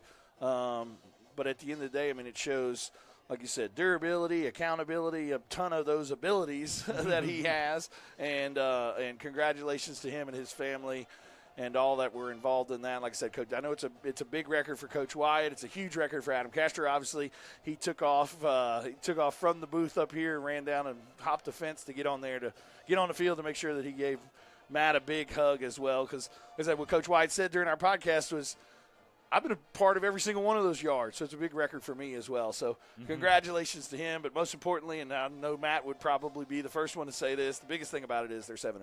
Yeah. And congratulations to that. And let's see what we can do next week at Duncan. Absolutely. We are going to go to – we're going to touch on the Angela Rivera player of the game. Yeah, that's right. Our Angela Rivera player of the game. It would be easy to go with number 9, but we've already done that multiple times this year. And you know what? A lot of those runs tonight could not happen without big number 77, Shea Spencer. And also big defensive touchdown. Pick six. And I had always heard this, I believe it was the great Vince Wilfork of the Patriots who used to say, you know, when people ask D. Lyman, what would you prefer as a defender? Do you want a sack or a pick? And he goes, quarterback sack, whatever. He goes, give me an interception. And he goes, you see somebody my size running with the ball, you start laughing. And Shea moves well for a big guy. Fortunately for him, he didn't have to go that far, though. No, only a few yards, but he got in the end zone, stretched it out, and man, he has just been stellar, not just on defense, but on offense, and just was the man that Matt was really running behind on a lot of those plays tonight. Yeah, congratulations to Shea. Like I said, we could have named him several weeks. And Matt, like I said, Matt has gotten it a couple times so far this year, so been OSN Player of the Week twice as well. So congratulations to Matt for the record, and then congratulations to Shea Spencer as our Angela Rivera Player of the Game. So, with that, let's get out of here. Let's head on to done. Duncan. 7-0. We're heading to Duncan next week. We hope you can join us next Friday, 6:30 pregame show, 7 o'clock kick. For Sadie Hightower, for Clay Underhill, for Vincent Saylor, I'm Glenn Brockenbush. Thank you for watching Oklahoma Sports Network, and go Owls. Go Owls!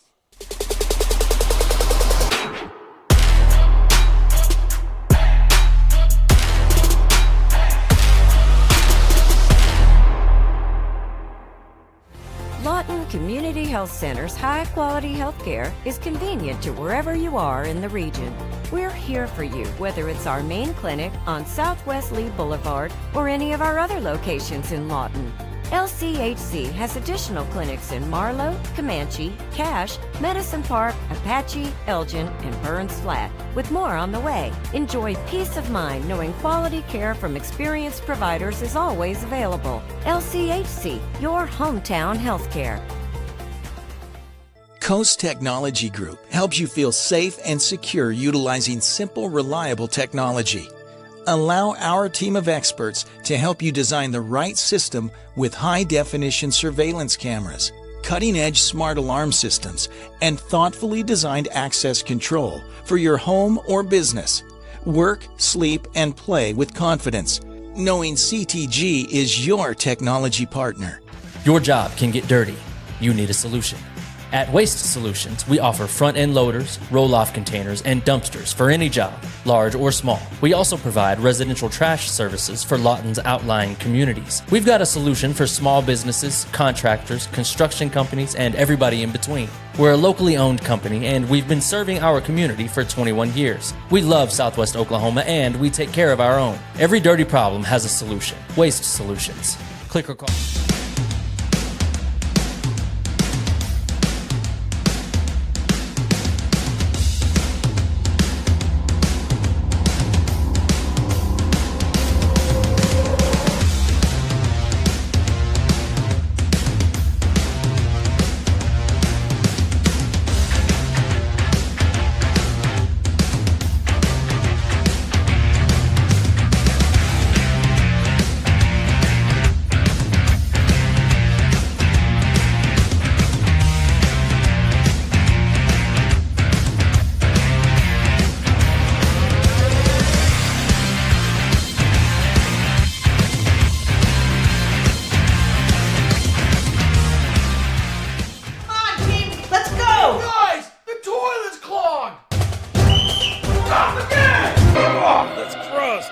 Unnecessary clogging. 30-minute fix. We'll have you back and using the toilet in no time. Don't let bad plumbing penalize you. Call Whitehead Plumbing today.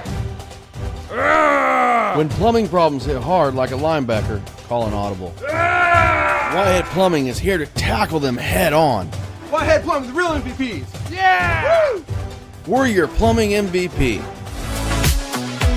hail damage on your vehicle? Look no further than Cars Hail Repair Specialists. They're locally owned and operated with certified PDR technicians and offer a lifetime warranty with zero out-of-pocket guarantee. They work directly with your insurance and they give a 100% satisfaction guarantee. Make sure you ask them about the $200 referral program. Cars Hail Repair Specialists. Give them a call today, 580-360-5050.